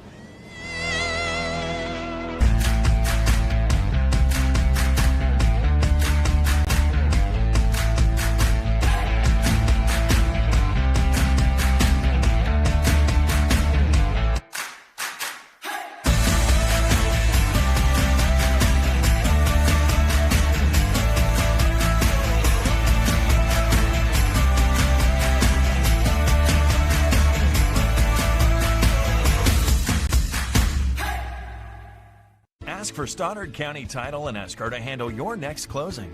Dustin Mayer, Joe Watson, and the staff at Stoddard County Title have over 50 years of combined experience in the title and legal industry. The purchase of a home or farm is often a family's biggest investment, and Stoddard County Title and Escrow will put your mind at ease. Stoddard County Title shares a location with Mayer Law Office and can prepare a beneficiary deed, contract, seller financing documents, or transact a 1031 exchange. Before your next purchase goes under contract, ask to have Stoddard County Title handle the closing. They are your trusted name for title insurance. For generations, Farm Credit has been serving the needs of farmers all across southeast Missouri. We understand the challenges that year in and year out farmers face. Our focus is on building long-term relations, whether you're full-time, part-time, or part of the next generation on your family farm. As a young beginning farmer, we offer the resources that will make your job a little easier with our Ag Sunrise program, specifically tailored for your operation. For more information on our Ag Sunrise program or how we can benefit your farming operation, come by Farm Credit in Dexter. Autry Moreland wants to buy your car. Big cars, small cars, fast cars, and funny cars. If it's got 4 wheels and an engine, we're swiping right. We've got the largest pre-owned inventory in southeast Missouri right here at Autry Moreland Automotive. Even if Moreland's not on the back of your car, we're still interested. There's never been a better time to make a change. Come to one of our 5 Autry Moreland locations in Dexter or in Sykeston, Missouri, and let us help you turn what you have into what you want. To make the right decisions for your operation, you need 2 things: accurate, secure data and the ability to make it work for you. Introducing AFS Connect Advanced Farming Systems from Case IH. AFS Connect puts you in total command of your operation, bringing together your farm, fleet, and data like never before, with ongoing support from your Case IH dealer every step of the way, so you can increase efficiency year-round. Whether you're optimizing soil conditions, managing nutrients, planting, or harvesting, AFS Connect allows you to remotely monitor every machine. You'll have access to location, diagnostics, fuel, and engine data, giving you the information you need to make the right decisions for your operation. Now that's rethinking productivity.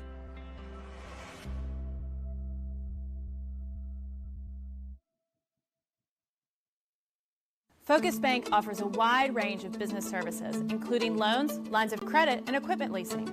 We also offer free business checking and business money market accounts. In addition to business and commercial loans, Focus Bank has been making farm and ag loans for over 80 years. We understand the importance farming means to our local community. We're part of that community and we're here to help it thrive. Visit focusbank.com and learn how we can help you grow your business.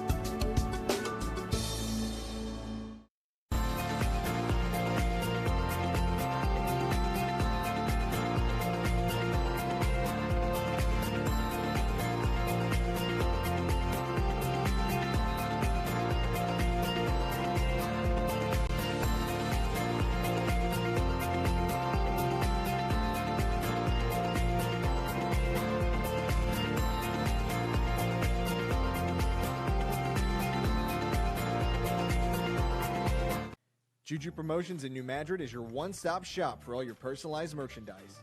Whether it's screen printing, embroidery, promotional products, heat presses, or decals, we've got something that will suit your needs.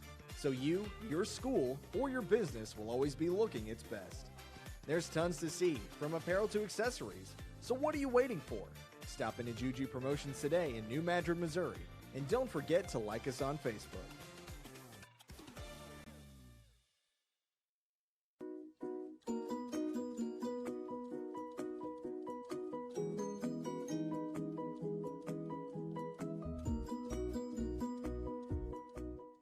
The team at Burns, Taylor, Heckmeyer, Green, and Edwards have been serving Southeast Missouri for nearly 40 years.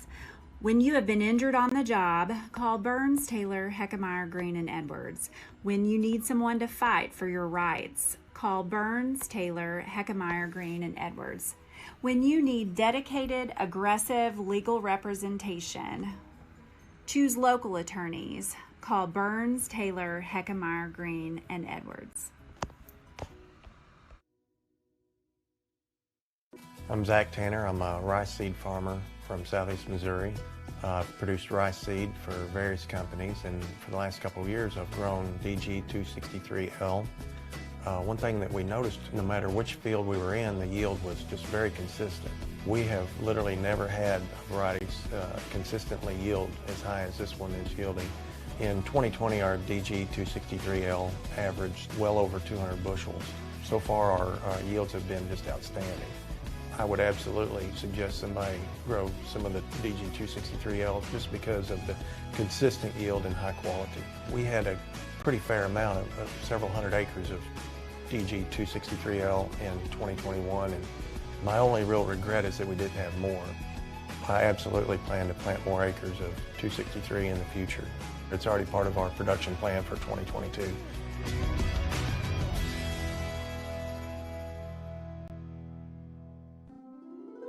What is Southeast Missouri? Let's try this again. You are Southeast Missouri. You make Southeast Missouri what it is. And Southeast Missouri is who we are. It's in our name. It's in our past. And with you, it's our future. Welcome home. First State Bank and Trust is more than just products and services. We're there for you for your first paycheck, buying a home, opening a small business, starting a family, or planning to retire, and everything in between. We're the local bank you know and trust for all of your financial needs. Visit fsbtrust.com or stop by your local First State Bank and Trust to explore all of your financial options. Equal housing lender, member FDIC.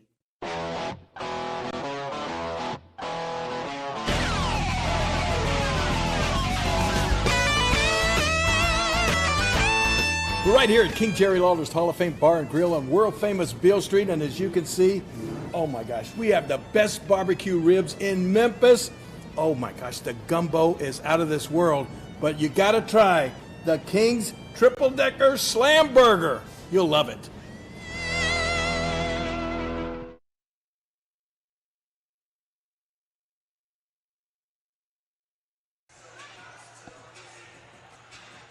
All right, welcome back for the final game of day 2 of the 65th annual Bloomfield Christmas Tournament, brought to you by the 8 Corp Media Networks. This broadcast is brought to you by Todd Natwell, LLP, and features the number 3 seeded Portageville Bulldogs and the number 6 seeded Hayti Indians. I'm Terry McVeigh, and alongside of me is one of our game sponsors, Darren Todd. Darren, what are we looking forward to in this one? Well, Terry, I think it's interesting to know that Hayti and Portageville is separated about 15 miles, and they drove an hour and 8 minutes to determine who's going to be the next team in the semifinal game. I think it's pretty obvious that these two teams are going to really focus on defense and pressuring the ball. Both excellent traditions of quality basketball, and I think it's going to be a very exciting game. I agree. Yeah, they probably could have just gone to Ross Gym at Wardell. It saved them both some time on the bus. I agree with that. Got 3 good officials for the night: Bobby Godwin, Jim Vaughn, and Jay Piles. And the starting lineups for the Hayti Indians.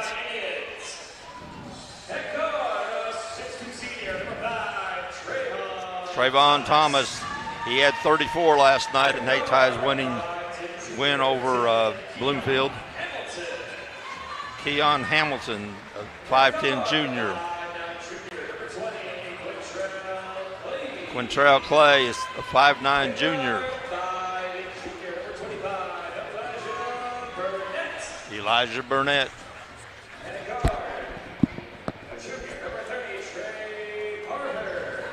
Trey Parker.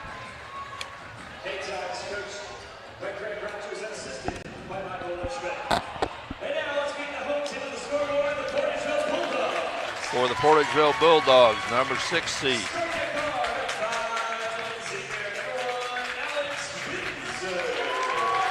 Alex Windsor, 5'11 senior.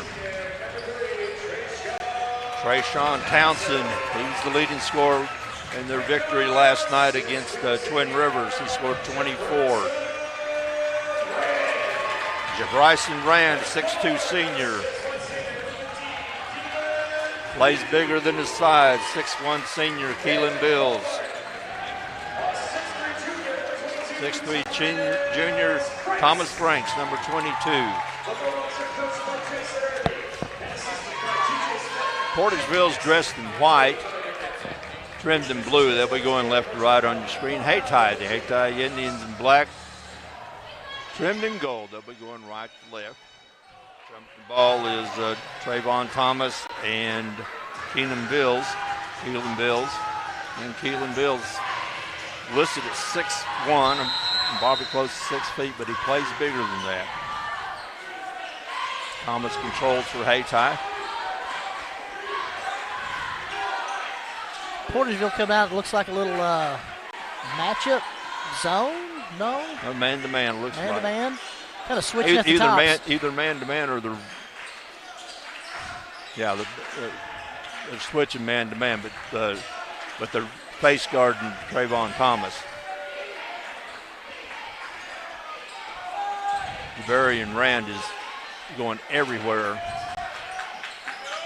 Thomas gets the lane, puts it up, puts it in. He's got a chance for a three-pointer. Trayvon Thomas scores some points. He was the leading scorer in last year's Bloomfield tournament. And he's headed that way this year.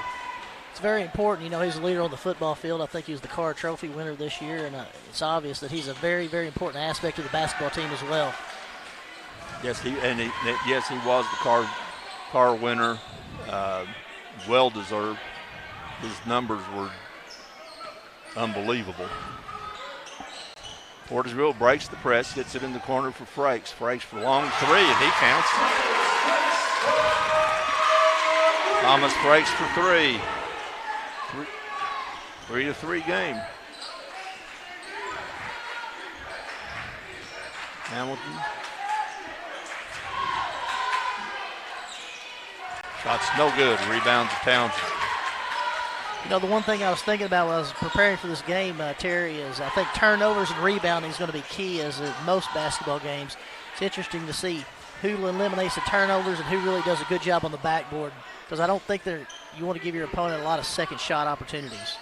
Well, You know, if you look at there's a walk called on Townsend. Look at the last game for an example. Malden controlled the boards, and in the second half they controlled the game. You know, they were down going into halftime, but they were controlling the boards, and therefore controlled the game. There's a walk on Clay.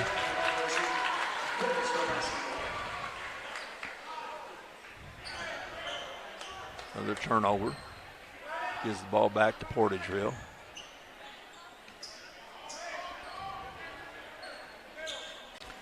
Looks like Haytai's doing a 1-2-2 three-quarters court trap. Portageville trying to break it, doing a good job of taking its time and passing the ball back and forth to utilize the entire length of the floor and the width. Now they'll just set up their offense. Haytai's in a 2-3. Townsend controls the dribble, but hit it to Keenan Bills in the lane, and he was there for too long. Called 3 seconds. Another turnover on Portageville. Gives the ball back to Haytai.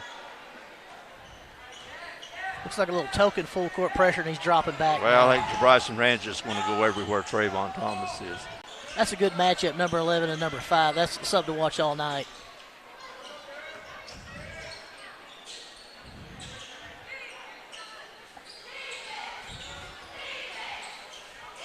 You know, they're playing a regular man-to-man, but Rand is all over Thomas. Long three, count it. Elijah Burnett for 3. Makes it a 6-3 game. Townsend midcourt, breaks the press, pulls it back, sets the offense. Windsor, Townsend for 3. No good. Rebound to Trayvon Thomas, and he's going to take it all the way. And get fouled, and he's going to shoot 2. That's going to be a foul on Townsend. That was good body control there. You know, he had a couple guys on the right side, and he managed to kind of just slide past the defender without drawing the charge, and he picked up a block. I think it's very important, the number 5 stat, it's foul trouble for Haytai. It could be a long night if he gets in foul trouble. Well, he's the most athletic player out on the floor. Matter of fact, he's probably the most athletic player in this tournament.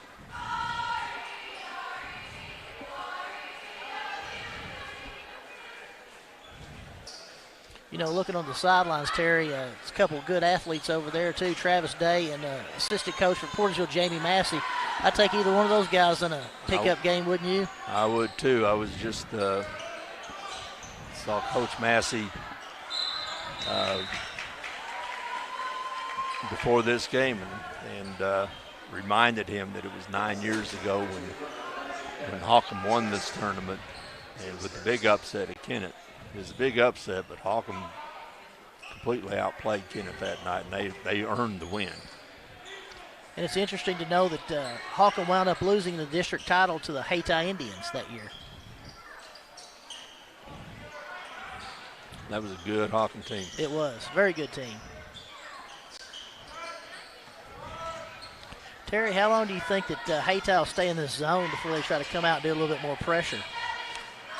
As long as they can keep a 3 to 4 point lead, I think they'll stay in the zone.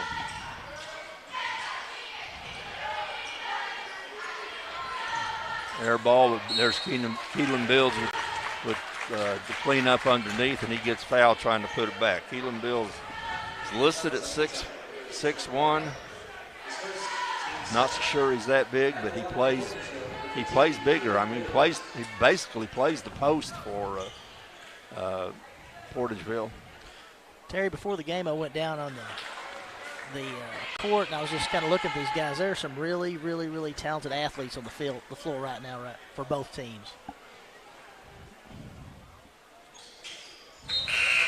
Makes the second. 7-4 lead for Haytai. Eddie Pirtle in the game for the Indians. And Hamilton walked the ball up. Again, Trayvon Thomas being shadowed by Rand. He gets the ball, looking to drive. Rand's probably Portageville's best defender. Pirtle's looking underneath. There's Bills, cuts him off, and there's Frakes with the interception. 1-on-3. Windsor pulls it back. Gives it to Bills. He goes underneath. It's going to be call for the charge. Keelan Bills with the charge. I think that's his first foul. Toughest call in basketball right there, whether it's a block or a charge. I mean, it's a bang-bang. I think that the defensive man was set, and he kind of banged into him, so I think that's why it's going the other way. Yeah, and that's such a tough call to make, but I think that was a good call. He may not have been fully – he wasn't completely still, but you don't have to be. You have to be in a good defensive position, a legal defensive position, and the offensive player has to initiate the contact, and that's what happened in that play.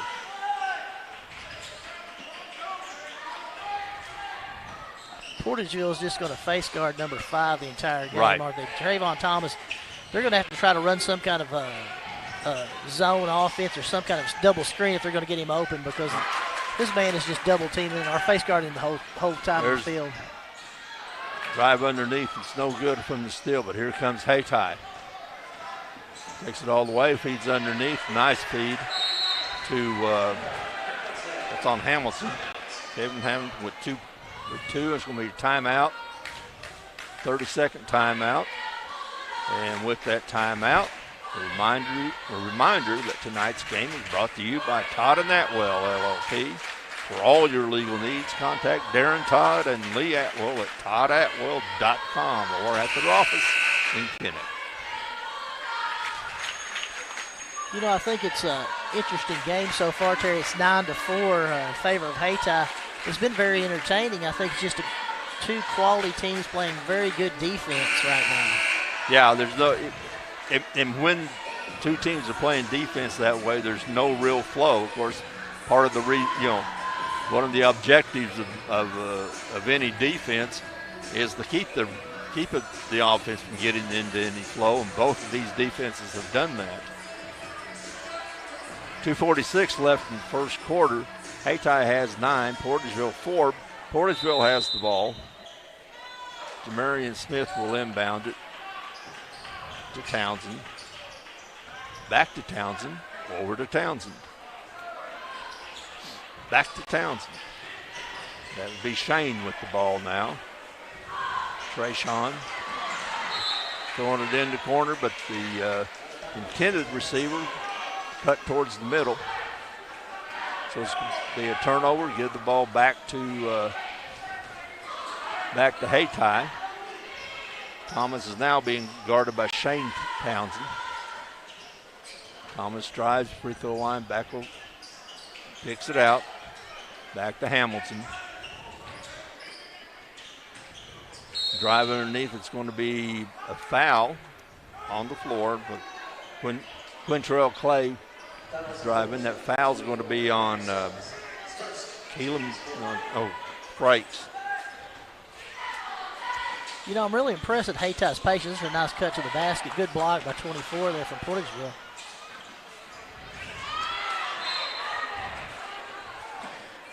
I think Portageville realizes with them face guarding Trayvon Thomas that they've really got to move the ball around the perimeter and take advantage of the cuts in the spots of the gaps of that defense.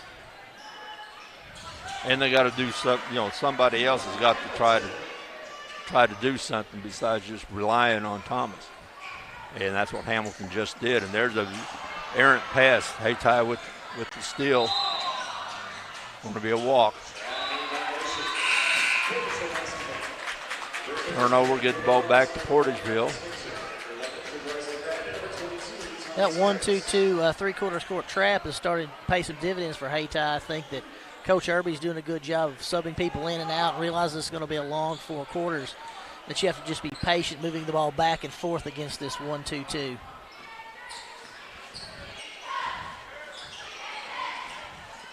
Which is exactly what they did just then. Don't you love it when they listen to you? That's exactly right. Townsend in the corner. The hours of practice pays off. Rand looks for the 3. Townsend drives the baseline. Pops good move, but Trayshawn Thomas. Townsend That's his first 2, and he was Portageville's leading scorer last night. Another a turnover on Hayti.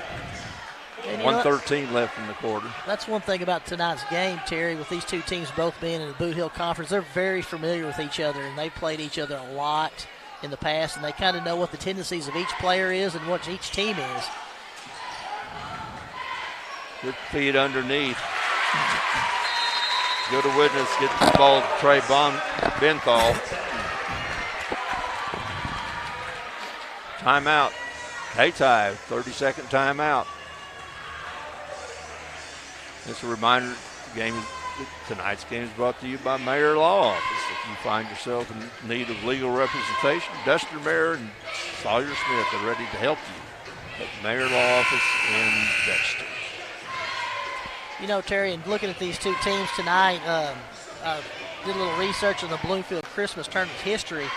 You know, Hayti won this tournament back in 2018 and 2007.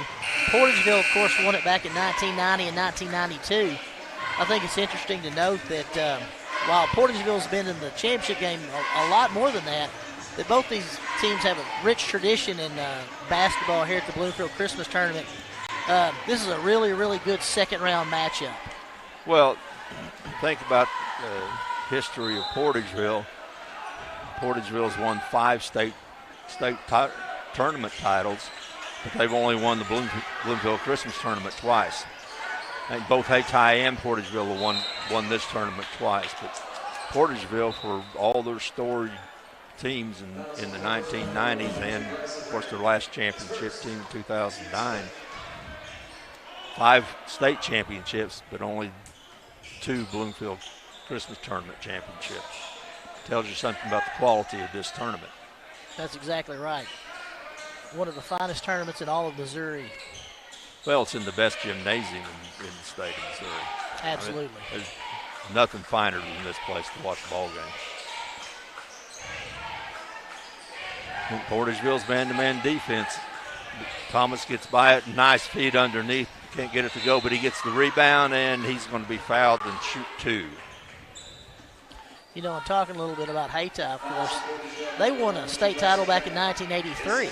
And, of course, Portageville won in 91, 92, 93, 94, and 2009. But it's a rich tradition, like we talked about, of not only Bloomfield Christmas Tournament, but state titles as well.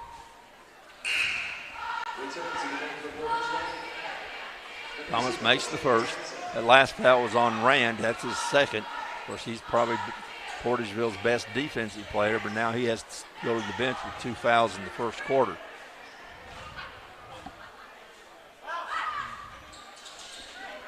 Thomas makes the second. Hayti still in the 1-2-2. It's been paying dividends, so why stop something that's been effective? Now, Portageville, for the most part, has been able to get the ball past midcourt, but they haven't turned it into points. There's a steal, and that's going to be the end of the first quarter. With Hayti 13, Portageville 8. We'll be back for the second quarter.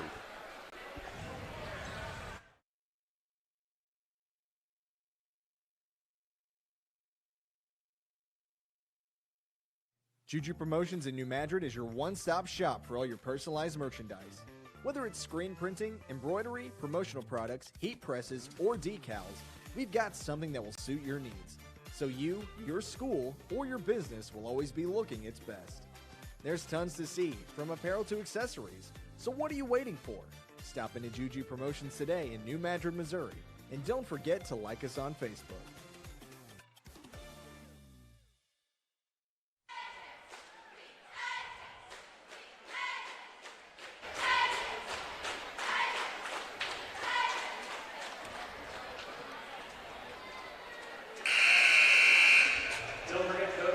All right, we're back for the second quarter. I'm Terry McVeigh, next to Darren Todd. Darren, what are your thoughts on the first quarter? Well, I think it's been a good, well-played defensive battle. I don't think that the records of the Puxco Wildcats will be beat tonight with their most points in a 4-game stretch or most games in one single game. But I think it's been very entertaining. I think it's like you say, Haytie's come out in that 1-2-2, three-quarter court trap and has done a pretty good job of speeding Portersville up a few times. And as I say that, it looks like they're going to a little bit of a man this quarter. It looks like it. They'll do some trapping. Breaks over in the corner to Windsor.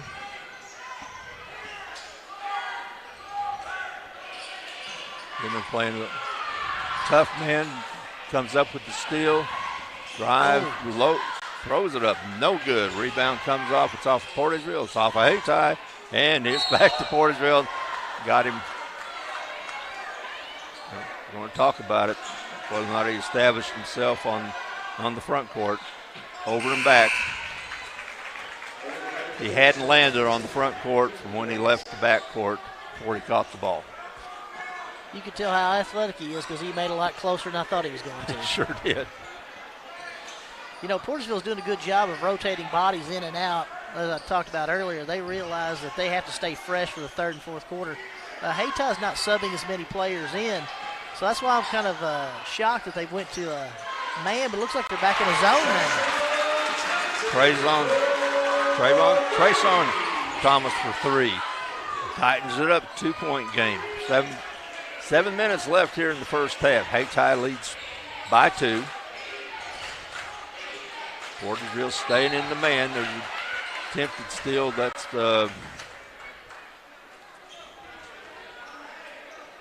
Smith.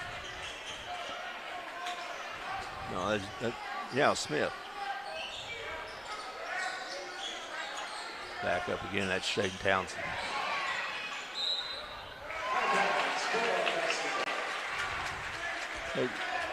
Portersville defense forced the long shot. Terry, I don't think either one of these teams are going to make a living shooting a lot of long-range three-point jumpers. I think they want to try to get to the basket and use their athletic ability and really get inside and score. Like that? Yes. It doesn't get the score, and then it gets blocked. Then Bills gets blocked. It's going to be a foul called on Hamilton. It's going to be his second foul. It's going to send Bills to the line. Keelan Bill's been there twice. He made one. This game feels like it wants to kind of get a flow and break loose, but every time it does, it seems like there's some kind of foul or some kind of stop in the action that prevents it from getting that up and down action that you expect in a Portersville Hayti basketball game. Yeah, it looks like it wants to get into a flow. Then all of a sudden it looks like it wants to be a 32-31 game. Bills makes both. It's a tie game. Keelan Bills does a lot of good things for Portersville.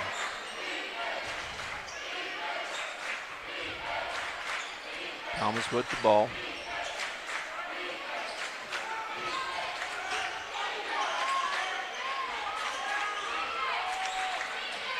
So we're going to get to Thomas. He's double teamed.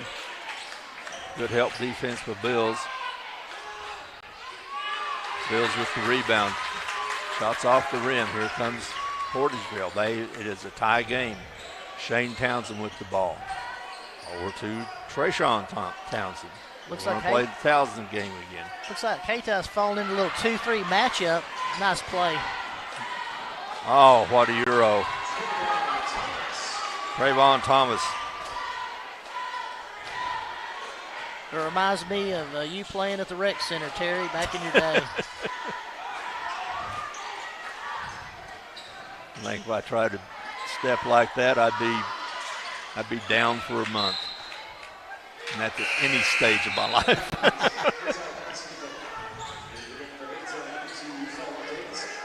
It's like Coach Irby's urging his team on. He's say we need to get some energy out here, guys. We've got to have some fight in us. Let's go.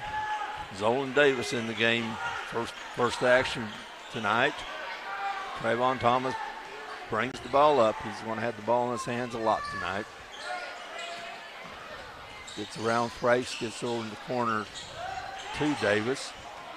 Out front to Hamilton. Terry, is Portersville almost playing like a UVA pack line man-to-man defense? Is that what they're doing out there? I've been studying that thing for a quarter and a half, and that's kind of what they look like, a Tony Bennett type man-to-man pressure fallback in the zone defense.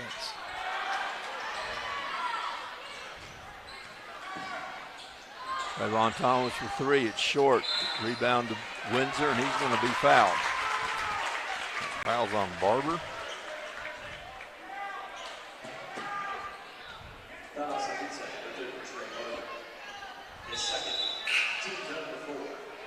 Barber's second foul. Fourth team foul. Hayti with the ball, and now here comes Hayti with 1-2-2, three-quarter.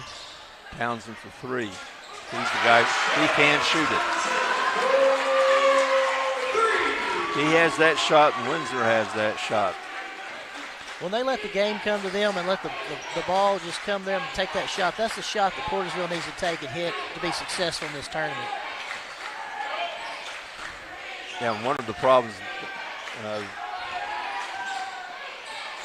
Coach Irby has talked about is that he says his team are good shooters, they just haven't shot well this year.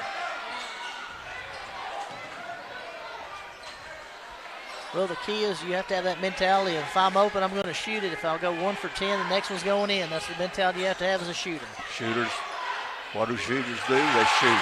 Keelan Bills with a nice move underneath. You know, Portersville's put a little spurt on right here, and they're net by three. This is a real good job. Look at zero guarding number 5, Trayvon Thomas, all the way in the backcourt, face guarding him. That's Shane Townsend, and that's how they're going to play him.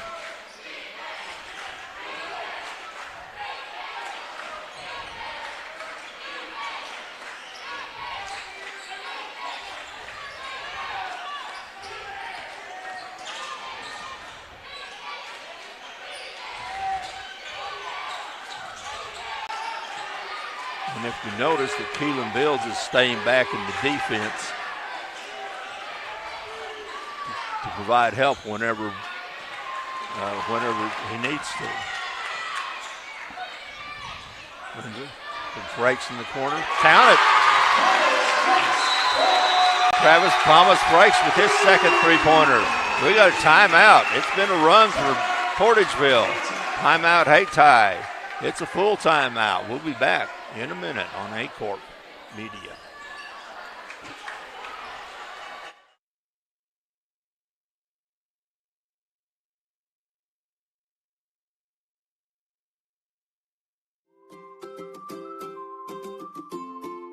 First State Bank and Trust is more than just products and services. We're there for you for your first paycheck, buying a home, opening a small business, starting a family, or planning to retire, and everything in between. We're the local bank you know and trust for all of your financial needs. Visit fsbtrust.com or stop by your local First State Bank and Trust to explore all of your financial options. Equal housing lender, member FDIC.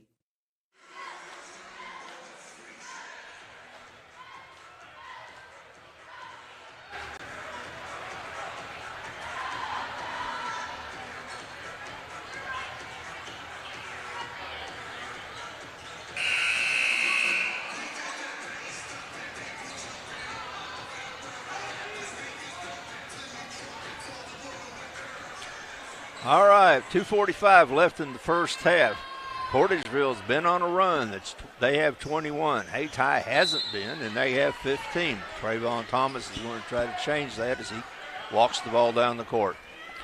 Terry, I think that was a good timeout by Hayti. I think they got the ball back in Trayvon's hands there. For a while, he was trying to get open without having the ball. Now he could be the distributor, and I think that really worked. Excellent play on a three-point out of the corner. Elijah Burnett with the three, his second three of the game. Portageville came out in a 1-3-1, and Hayti broke it from the outside. The thing Hayti needs to realize is they need to keep the defensive pressure up. That's where they're really doing well, is when they're pressuring Hayti, staying up, staying in their face, making them move a little faster than they want to. They're playing a matchup right now. Townsend looking to drive, but there's no place to go, so he'll take a long three, a little bit too long. Trayvon Thomas, free throw line, dishes off, no good.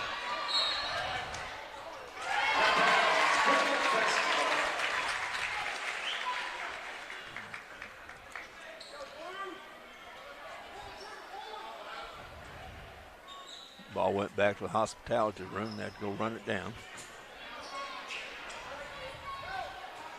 Again, Portageville patient, breaking the press, but then once they break it, they try to move on. Frakes again for 3.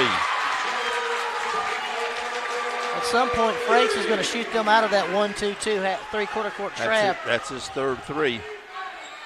Yeah, Portageville can shoot well. Hayti right now is counting on Portageville not shooting well. But they've shot pretty well today, and they got a 6-point lead.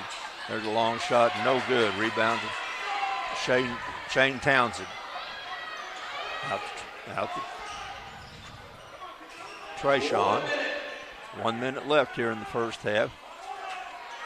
Shane Townsend, Frakes is going to try it again. Won't go. That's a nice rebound. Good rebound. Portageville had the position, but Hamilton just went over and got it. Big foul out front on Hayti, and it's. We're in the bonus, Terry. 1-1. Yep. That was on Sells. That's his second, but Hayti will go to the line, shoot 1-1. It's Keon Hamilton will shoot 1-1. You know, for the amount of quality defense these teams playing, 7 fouls and 4 fouls is not a lot of fouls by either squad.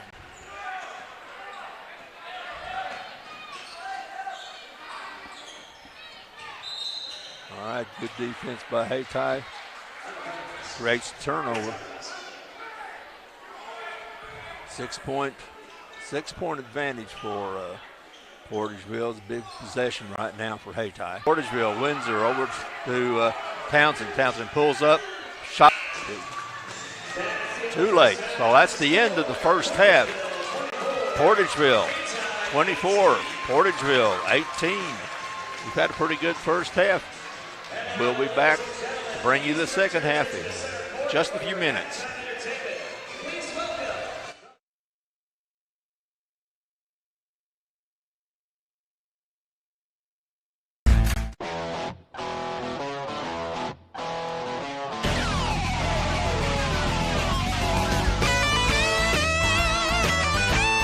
We're right here at King Jerry Lawler's Hall of Fame Bar and Grill on world-famous Beale Street, and as you can see, oh my gosh, we have the best barbecue ribs in Memphis. Oh my gosh, the gumbo is out of this world, but you gotta try the King's Triple Decker Slam Burger. You'll love it.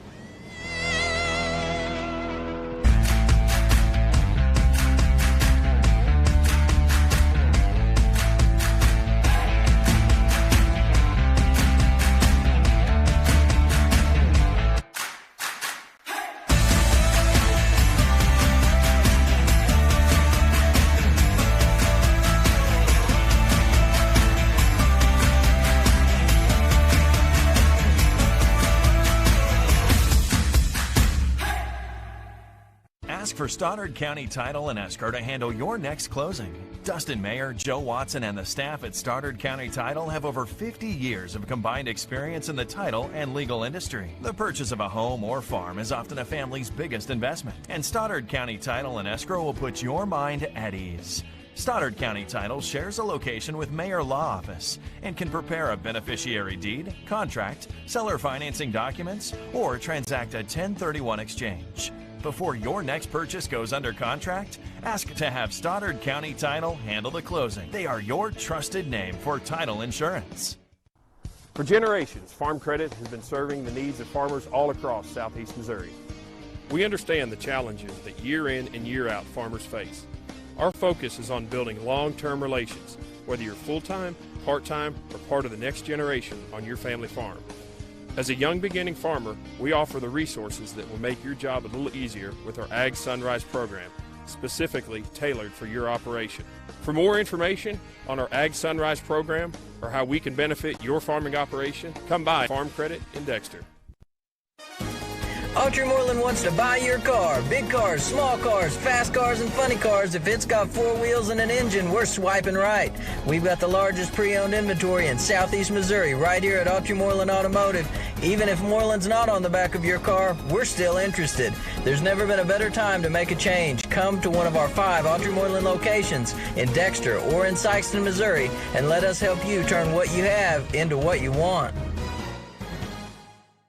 To make the right decisions for your operation, you need 2 things: accurate, secure data and the ability to make it work for you. Introducing AFS Connect Advanced Farming Systems from Case IH. AFS Connect puts you in total command of your operation, bringing together your farm, fleet, and data like never before, with ongoing support from your Case IH dealer every step of the way, so you can increase efficiency year-round. Whether you're optimizing soil conditions, managing nutrients, planting, or harvesting, AFS Connect allows you to remotely monitor every machine. You'll have access to location, diagnostics, fuel, and engine data, giving you the information you need to make the right decisions for your operation. Now that's rethinking productivity.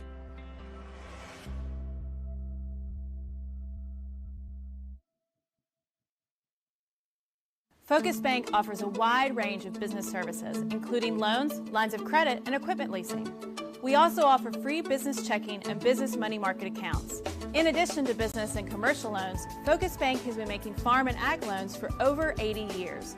We understand the importance farming means to our local community. We're part of that community, and we're here to help it thrive. Visit focusbank.com and learn how we can help you grow your business.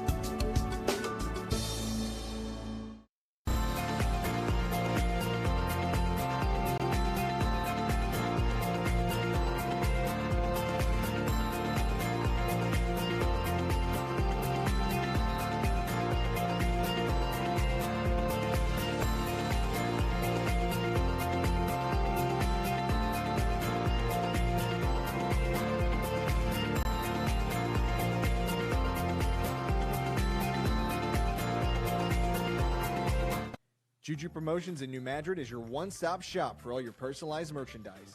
Whether it's screen printing, embroidery, promotional products, heat presses, or decals, we've got something that will suit your needs.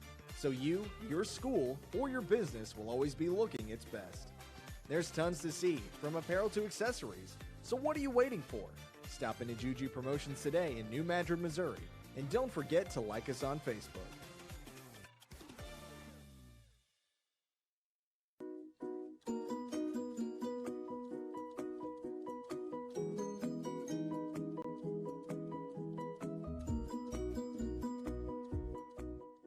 The team at Burns, Taylor, Heckmeyer, Green, and Edwards have been serving Southeast Missouri for nearly 40 years. When you have been injured on the job, call Burns, Taylor, Heckmeyer, Green, and Edwards. When you need someone to fight for your rights, call Burns, Taylor, Heckmeyer, Green, and Edwards. When you need dedicated, aggressive legal representation, choose local attorneys. Call Burns, Taylor, Heckmeyer, Green, and Edwards. I'm Zach Tanner. I'm a rice seed farmer from Southeast Missouri. I've produced rice seed for various companies, and for the last couple of years I've grown DG 263L. One thing that we noticed, no matter which field we were in, the yield was just very consistent. We have literally never had varieties consistently yield as high as this one is yielding. In 2020, our DG 263L averaged well over 200 bushels. So far, our yields have been just outstanding. I would absolutely suggest somebody grow some of the DG 263L just because of the consistent yield and high quality. We had a pretty fair amount of several hundred acres of DG 263L in 2021, and my only real regret is that we didn't have more. I absolutely plan to plant more acres of 263 in the future. It's already part of our production plan for 2022.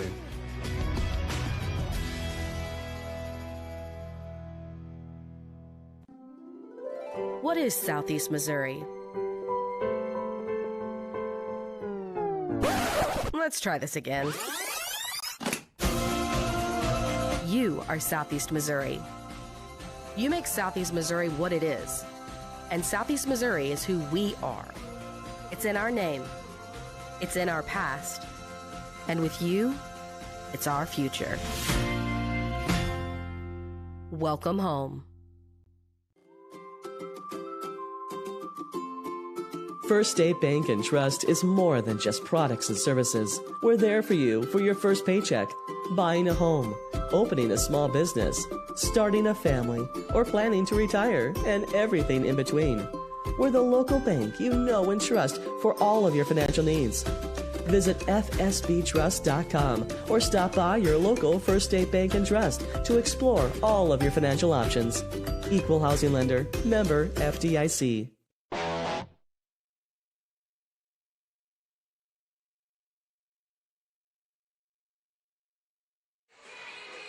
All right, we're back for the second half of this game between the Portageville Bulldogs and the Hayti Indians. Darren, this is the 8th game of a long day of basketball, and usually in the 8th game of a long day of basketball, you want one of those run and gun, up and down, hectic games. We haven't gotten that so far. We have not. As I'm sitting here, Terry, I'm looking at Hayti, who came out probably about 4 minutes left before the start of the third quarter. I think Travis Day is going to have to extend the defense, either a full court man-to-man or some kind of full court zone press, and up the pace. They're just going to have to get more shots up, and the only way to do that is to speed Portageville up. They came out in the 1-2-2. Portageville did an excellent job of moving the ball back and forth, not getting in a rush, not getting flustered with it, taking the ball down. When they got open shots as a result of moving the ball around, Frakes hit 3 big threes, and they shot the ball well. Hayti's just got to pick up the pace and make the game a more hectic pace and just put more pressure on Portageville. I think that's the only way they can get back in this game. And I act like they're down by 12, but when it's 24-18, it's like when Virginia won the national title. They're up. They're down. Portageville's up by 6, but it feels like they're up by about 22. It does, but I think you're right. It's a tempo game. First half was at Portageville's tempo, and you're exactly right. I think Hayti just needs to change the tempo and force the tempo. And even if Hayti decides to, instead of a full court press, maybe a man-to-man a half court, they're going to have to do something to really pick up the pace. And Trayvon Thomas is going to have to continue to battle that face guard full court the entire second half. And they've done a good job guarding him. I mean, they're going to make the other 4 guys beat him. Yeah, he has 8 points. He's one of the leading scorers in the game along with Trayshawn Townsend. Well, they'll take back Thomas Frakes with his 3 threes. But you're right, there's Trayvon Thomas pushing it. Trayvon Thomas with the first 2 of the second half. And I like the fact they're coming out. Looks like a little man-to-man full-court pressure, and that's what you need from Hayti. You've got to push the tempo. You've got to pick up the tempo.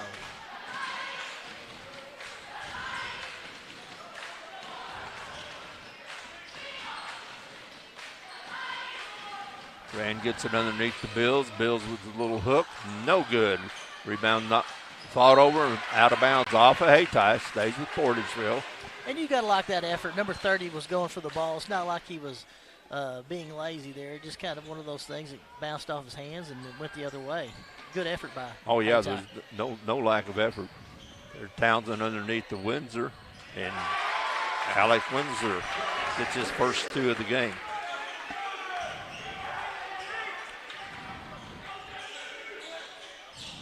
And both these teams are well coached and well disciplined, and I'm very pleased with their effort.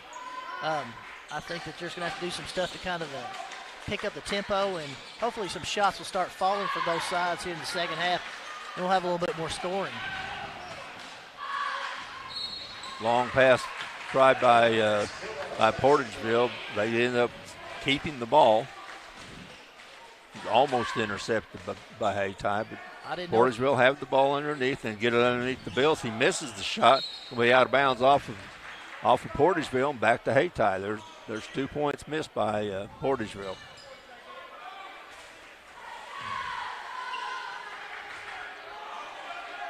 Portageville's going to stay, looks like.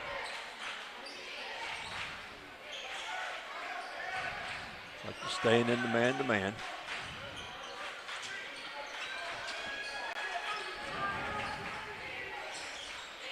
Terry, the next time you talk to Coach Irby, will you ask him if that's some of the pack line that we've talked about earlier? Yeah. I know I'm dwelling on that a lot, but it really looks like that's what he's doing, and they're playing a really good job of doing that defense. I'm very impressed by their ability to pressure up front as the guy goes through and then come to the corner and still maintain quality pressure and still keep their guy in front of them and between them and the basket. Well, if you notice, Bills hardly ever gets out of the lane on defense. He stays towards the middle of the lane, always on defense, because he's always there to help. And while they're always moving, they never seem to be out of position. They're always where they're supposed to be, and that's something very difficult for kids this age to realize those principles.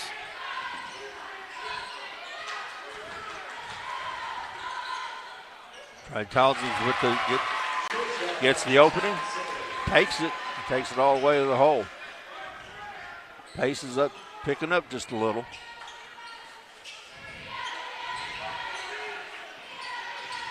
Thomas spins in the lane. There's going to be a foul on the floor.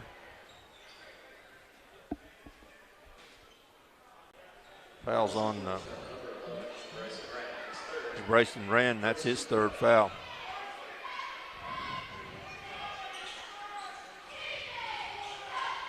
They were without him for a lot of the first half because of foul trouble. Now he's got 3 fouls early in the third quarter.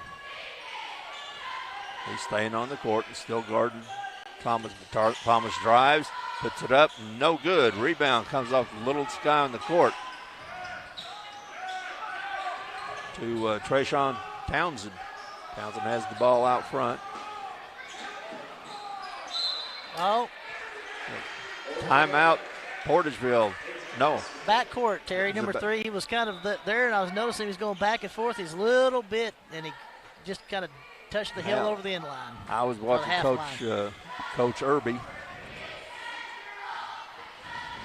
making a point to his team, and getting it in backcourt wasn't that point.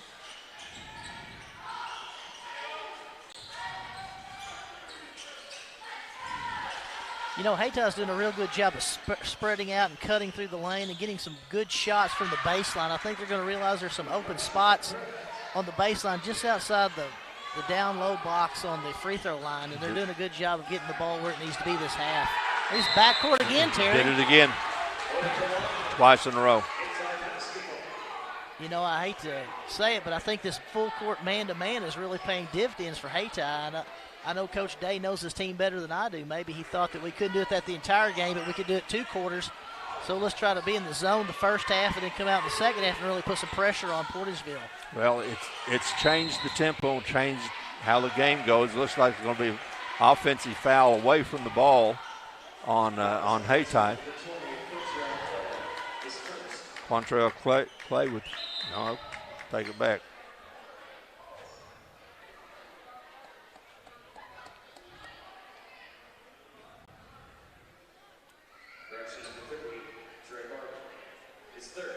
Trey Barber with the foul, hits third, team first.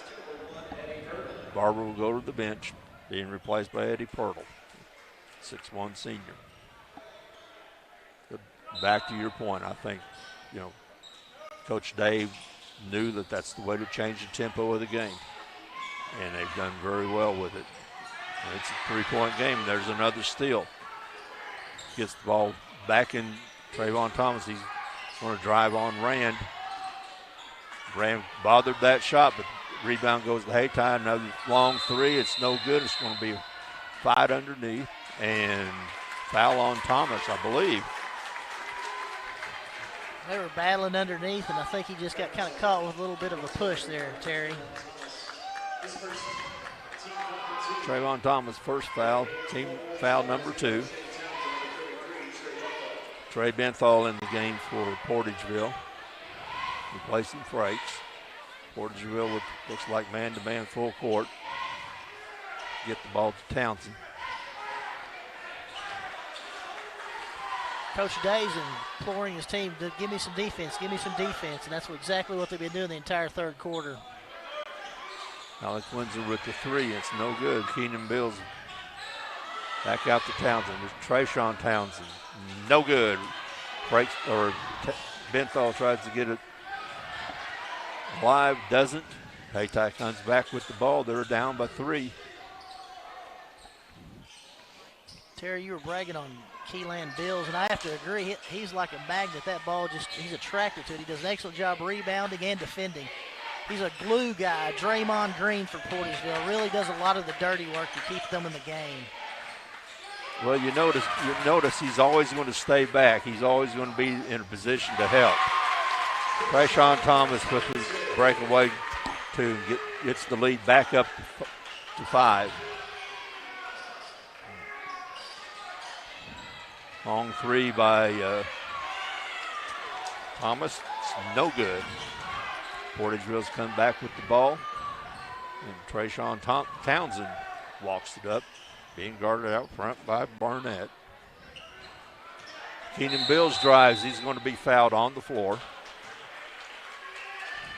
And again, Bills will surprise you with his ability to drive and his quickness. One thing I've noticed, Terry, is Porterville definitely plays a few more players than Hayti. And it looks like Hayti, who came out and really pressured the first 6 minutes, or 4 minutes here of the third quarter. Looks like they're a little bit winded.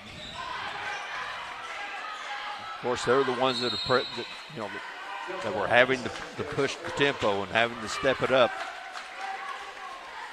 And after, and it's one of those, it's when you're trying to catch up, the energy that it takes to catch up, sometimes you don't have any left.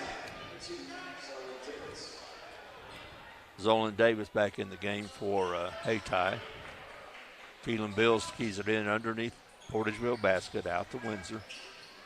Trayshawn Townsend being guarded by Thomas. Underneath the Benthal. Drives, floats it up, no good. Good position, good rebound by Hamilton. Hayti ball, guarded by Jones.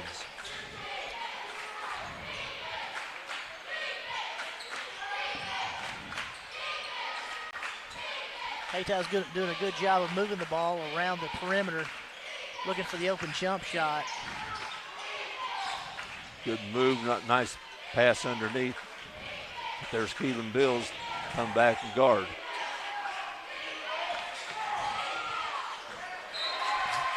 Forces the turnover by Hayti. Again, good defense by Portageville. Whenever it looked like Hayti might get something underneath, there was 2 or 3 guys helping on defense. 1:25 left in the third quarter. Portageville leads by 5. Townsend being guarded by Thomas. There's Bills driving to the lane. No good. Gets his own rebound, puts it back in. Keelan Bills with his 7th point, and it's a big one. Alex Winter gets back in a hurry, makes the interception. Turnover to Portageville. 1 minute left here in the third quarter. Portageville with the ball. Trayshawn Townsend, Bills, stop, pop, count it. Keelan Bills extends the lead to 9. 45 seconds left in the third quarter. Hayti's looking for Trayvon Thomas to do something. He has 2 points in this half. Looks like he's going to be fouled on the way down. Tries to cut through 3 man. But he'll go to the line to shoot 2. He has 2 points here in the third quarter. I think they're going to call that out of bounds, Terry. I think they're going to say it was on the floor.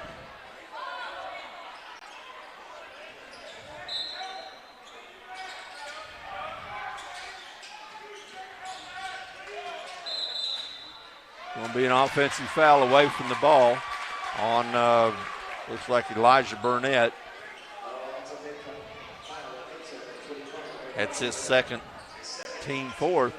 It gives the ball back to Portageville with 31 seconds left in the third quarter, and Portageville holding a 9-point lead.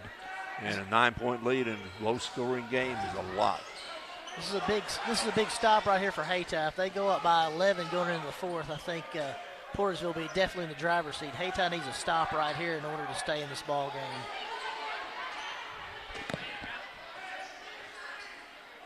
Now, neither team, when they get down by 11, neither team's shown the ability to score a lot of points in a hurry. Townsend, stop, pop, put it up, no good. Rebound to Hayti, and that's the end of the third quarter. It's a 9-point lead for Portageville. 34 Portageville, 25 Hayti. We got 1 quarter to go, and we'll be back.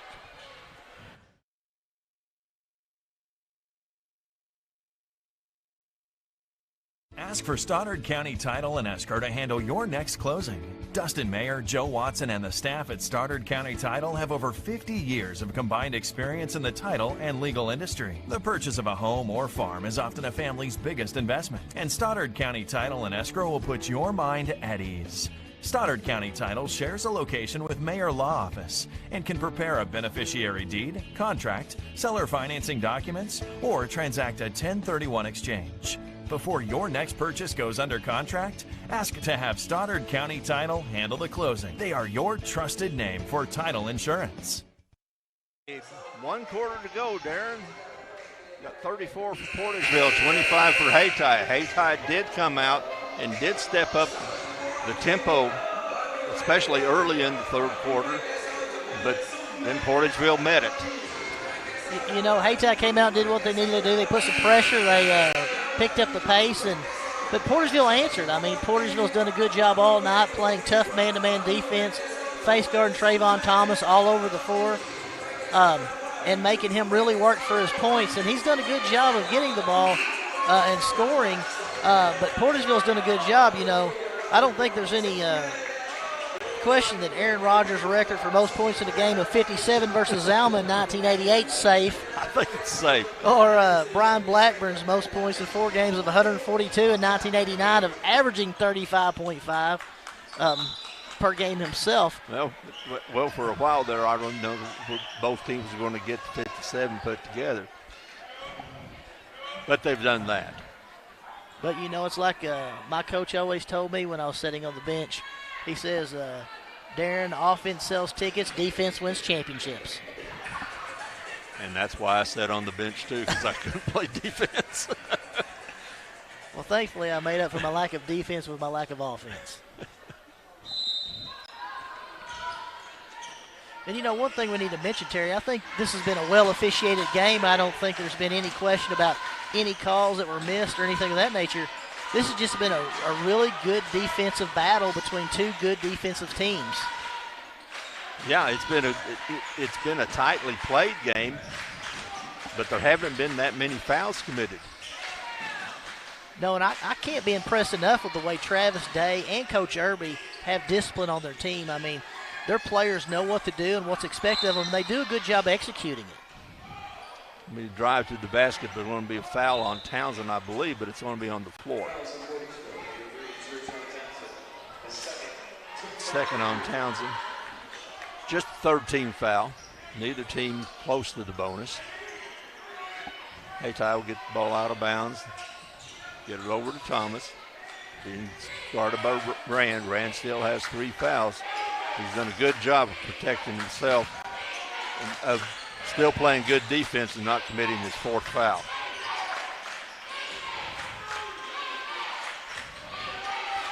Hayti's doing a good job moving the ball, but they're going to have to realize they're going to have to score a little bit quicker.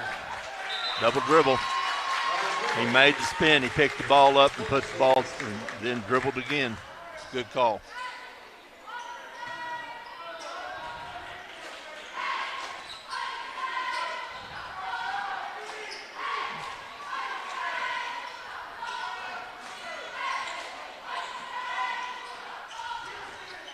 Trey Townsend with the ball in the backcourt.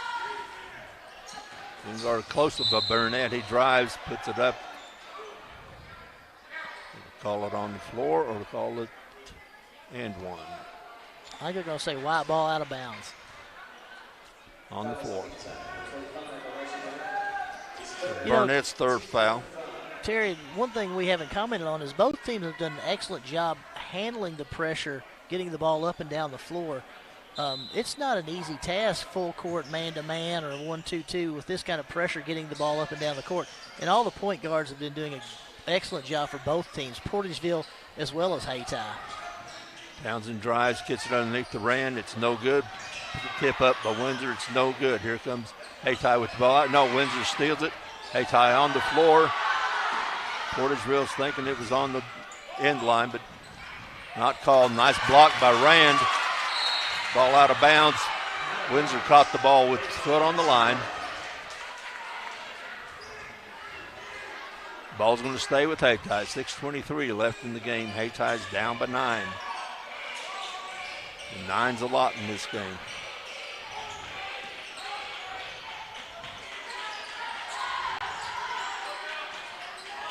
Rand guarding Townsend. Good defense. Javerson Rand, give him some credit for that defense on there.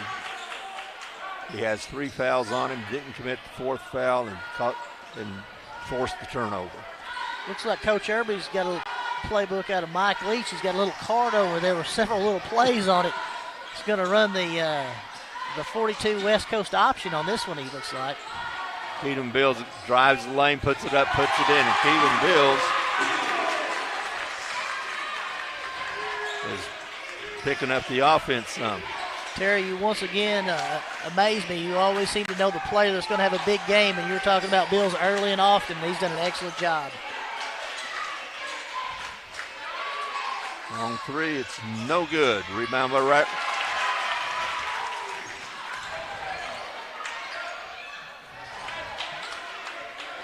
Good rebound by Rand, gets it over to Bills. Alex Windsor looks it underneath the Keelan Bills, lays it up, no good. Rebound knocked around, it's going to stay with Portageville. 5:13 left in the game. 11-point lead for Portageville, and they have the ball. Alex Windsor keyed in underneath the basket. Hayti's got to keep the pressure on. They've got to do a better job of blocking out and getting rebounds. Portageville can't get any second shots, and they can't get any more than one opportunity at the basket. Down by 11 with just 5 minutes left in the 4th. And usually you think of 11-point deficit, 5 minutes to go, it's doable. But this game, 11 points is a lot. Well, neither one of these teams have an individual like Bernie or Dexter or some of those teams that have some sharpshooters come down the floor and make 3 shots. You've got 9 points. Hayti and Portageville, they both have to work for their points, and they do a good job of running an offense to do that. They're not a big perimeter-oriented team. There's Ram with the ball in the block, puts it up, kind of floats it up, and tipped around. Here comes Hamilton out, and he's going to be fouled by Rand. And I've been bragging about Rand staying out of foul trouble or not making the 4th foul, but he commits the 4th foul about 90 feet away from the basket. He'll take a seat for just a few minutes. And it's tough. We have to remember these kids are 14, 15, 16, 17 years old, and they're trying to make plays, and sometimes they just don't realize that discretion is the better part of valor. Yeah, I like that. I mean, Rand he plays smart. He plays very smart. He's done that this whole game. But then that one play, the guy he misses the shot and a little bit of frustration, and he ends up. There's Windsor with 3. Count it. In past years, Alex Windsor's been a very, very good shooter for Portageville, and he showed it here at a good time. So it's going to be a timeout, Hayti. Full timeout. We'll be back in a minute on A-Corp Media.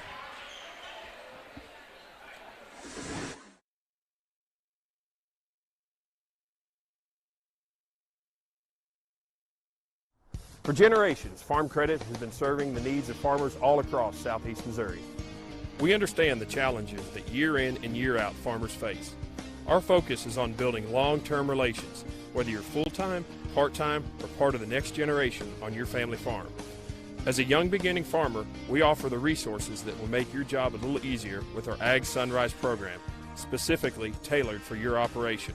For more information on our Ag Sunrise program or how we can benefit your farming operation, come by Farm Credit in Dexter. I thought he was bigger than that, though. Huh? That doesn't look, that's got to be him.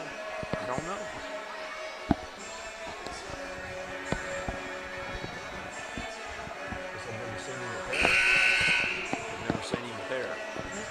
All right, 4 minutes, 10 seconds left here in the last game of the second day of the 65th annual Bloomfield Christmas Tournament.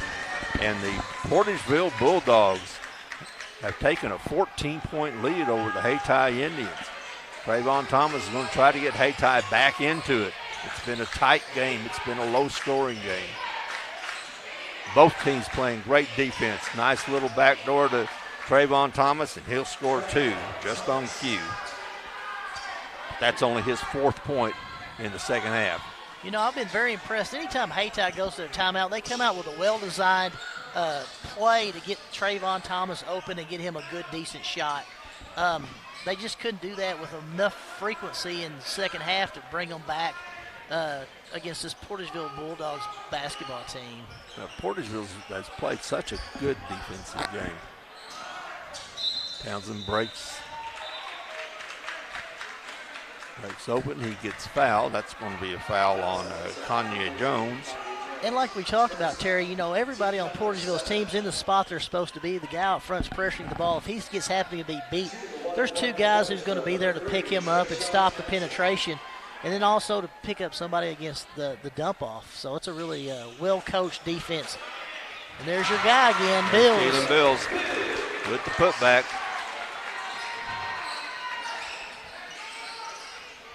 Long 3 by Thomas. It's no good. Rebound to Townsend. Looking more and more like Portageville is going to play Malden.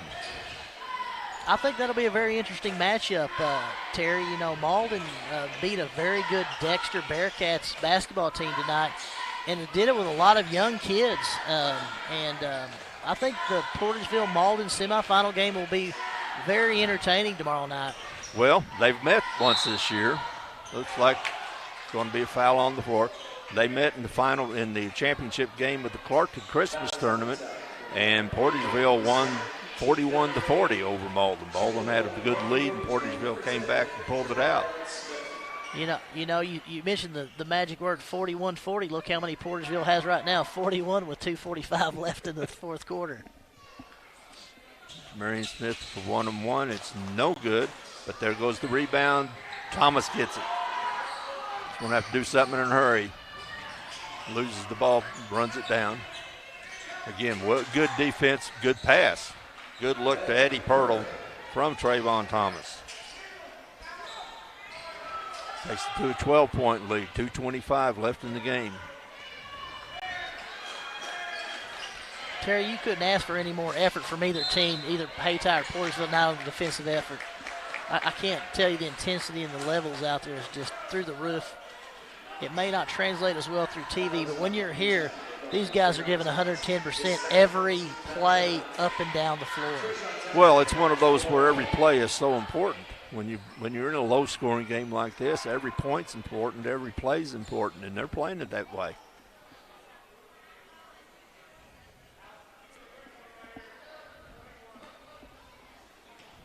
Last foul was on Thomas. And Portageville again misses the front end at 1 and 1. That's one of the things that might keep Hayti in the game. Thomas kicks it out. 3 from the corner. It's no good. Rebound, puts it up, no good. 4th chance, no good. But there's Keelan Bills with the rebound. In less than 2 minutes to go and a 12-point lead to Portageville and Nurse. I would imagine Hayti is going to be sending Portageville to the line, since they haven't been making free throws this quarter. Looks like the next foul will be a 2-shot penalty. It'll be 10 fouls in the quarter and a half. There's good defense and a steal. Burnett gets it. Now Townsend almost fouls him. A little drive, a little scoop, no good. But Kanye Jones comes out with it. Kanye Jones, 5'10" junior. Feet underneath, no good. Put back in for Piles. His first 2 of the game, and it's a 10-point game. Hayti hasn't given up. Almost a steal. There is a steal. Hayti out hustled for the ball and almost got the putback. Portageville calls a timeout. You know, that's one of the few times that Townsend was trying to make the pass from the very top of the key all the way down to the baseline. He has to realize you're not going to get that pass through against teams like Hayti with their quickness. You've really got to utilize where you're at on the floor. I think that's what Coach Long may be reminding him. All right, full timeout. We'll take a break.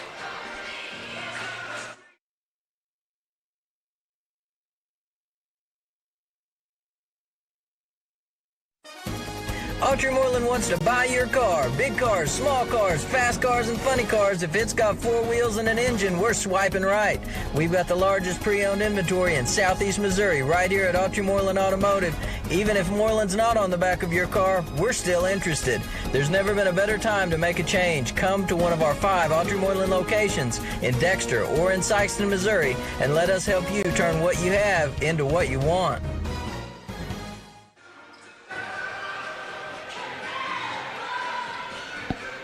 All right, less than a minute to go, 52.1 seconds to go.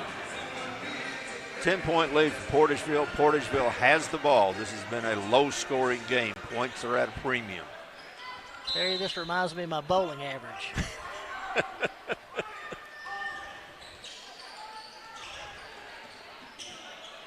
Thomas pressuring Townsend in the backcourt, and he makes the foul out by the half-court line. It's going to be a 2-shot foul. That's Thomas's 3rd foul. Trey Townsend will be shooting 2. Townsend has 12 in the game.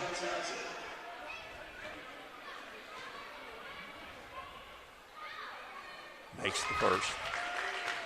Portageville pulling all 4 guys back. They don't want any kind of fouls or anything that's going to stop the clock because it's definitely in their favor right now, up by 12 with 42 seconds left in this game. Yeah. Now, Portageville's going to win this game. Portageville's going to play Malden tomorrow night. Although Trayvon Thomas wants to stop that.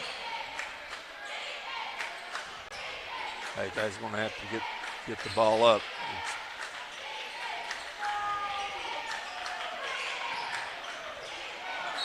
It's going to be a blocking foul on Bills underneath. 17.3 seconds to go. It's going to be a little bit too late. Too little, too late. Bills with his 3rd foul. Elijah Burnett to the line to shoot 2. He has 8 points in the game. And he'll try to get the double digits with the next one. You know, there's only been a total of 11 free throws.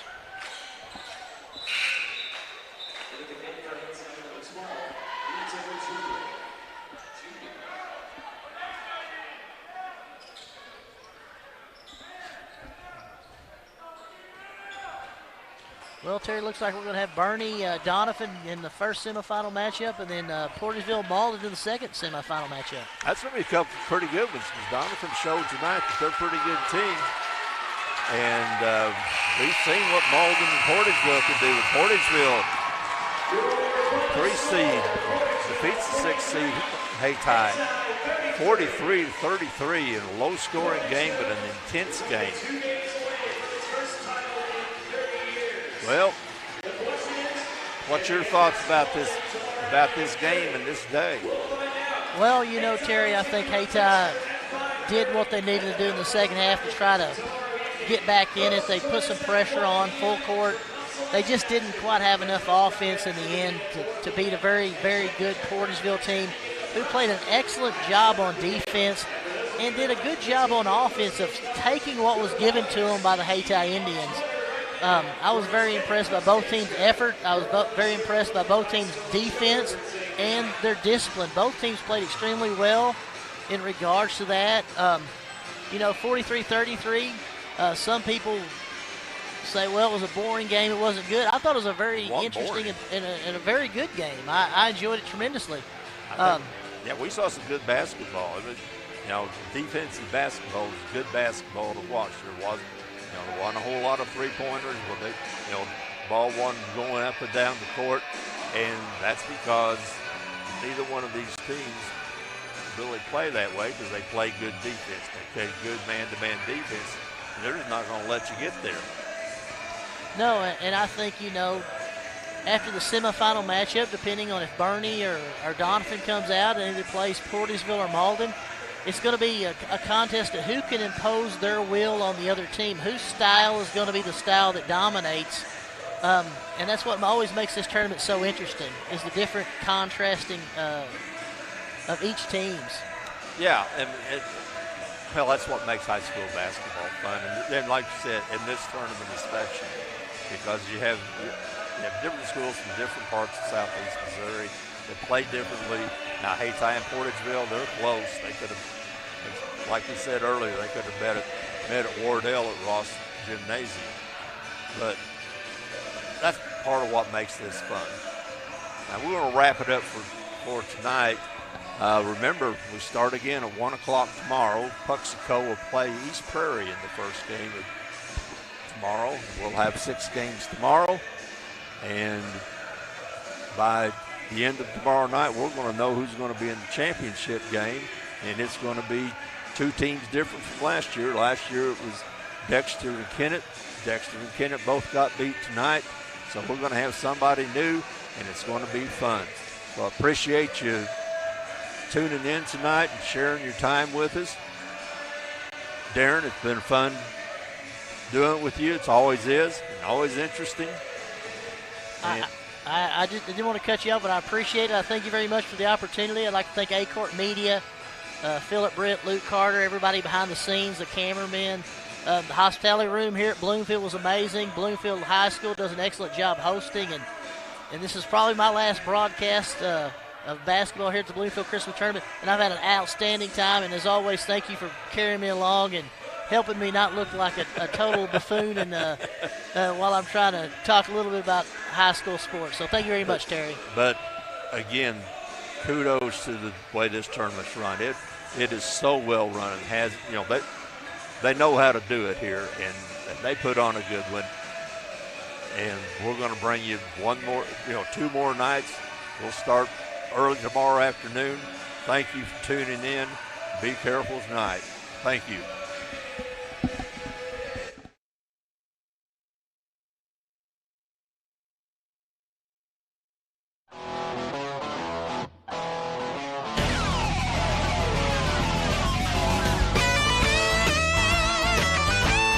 We're right here at King Jerry Lawler's Hall of Fame Bar and Grill on world-famous Beale Street, and as you can see, oh my gosh, we have the best barbecue ribs in Memphis.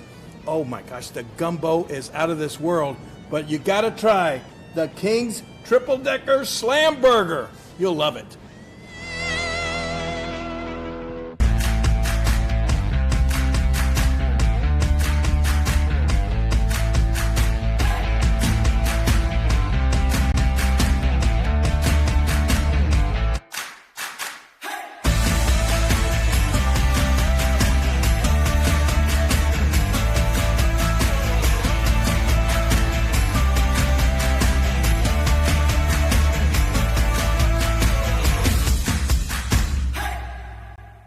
Ask for Stoddard County Title and Escrow to handle your next closing.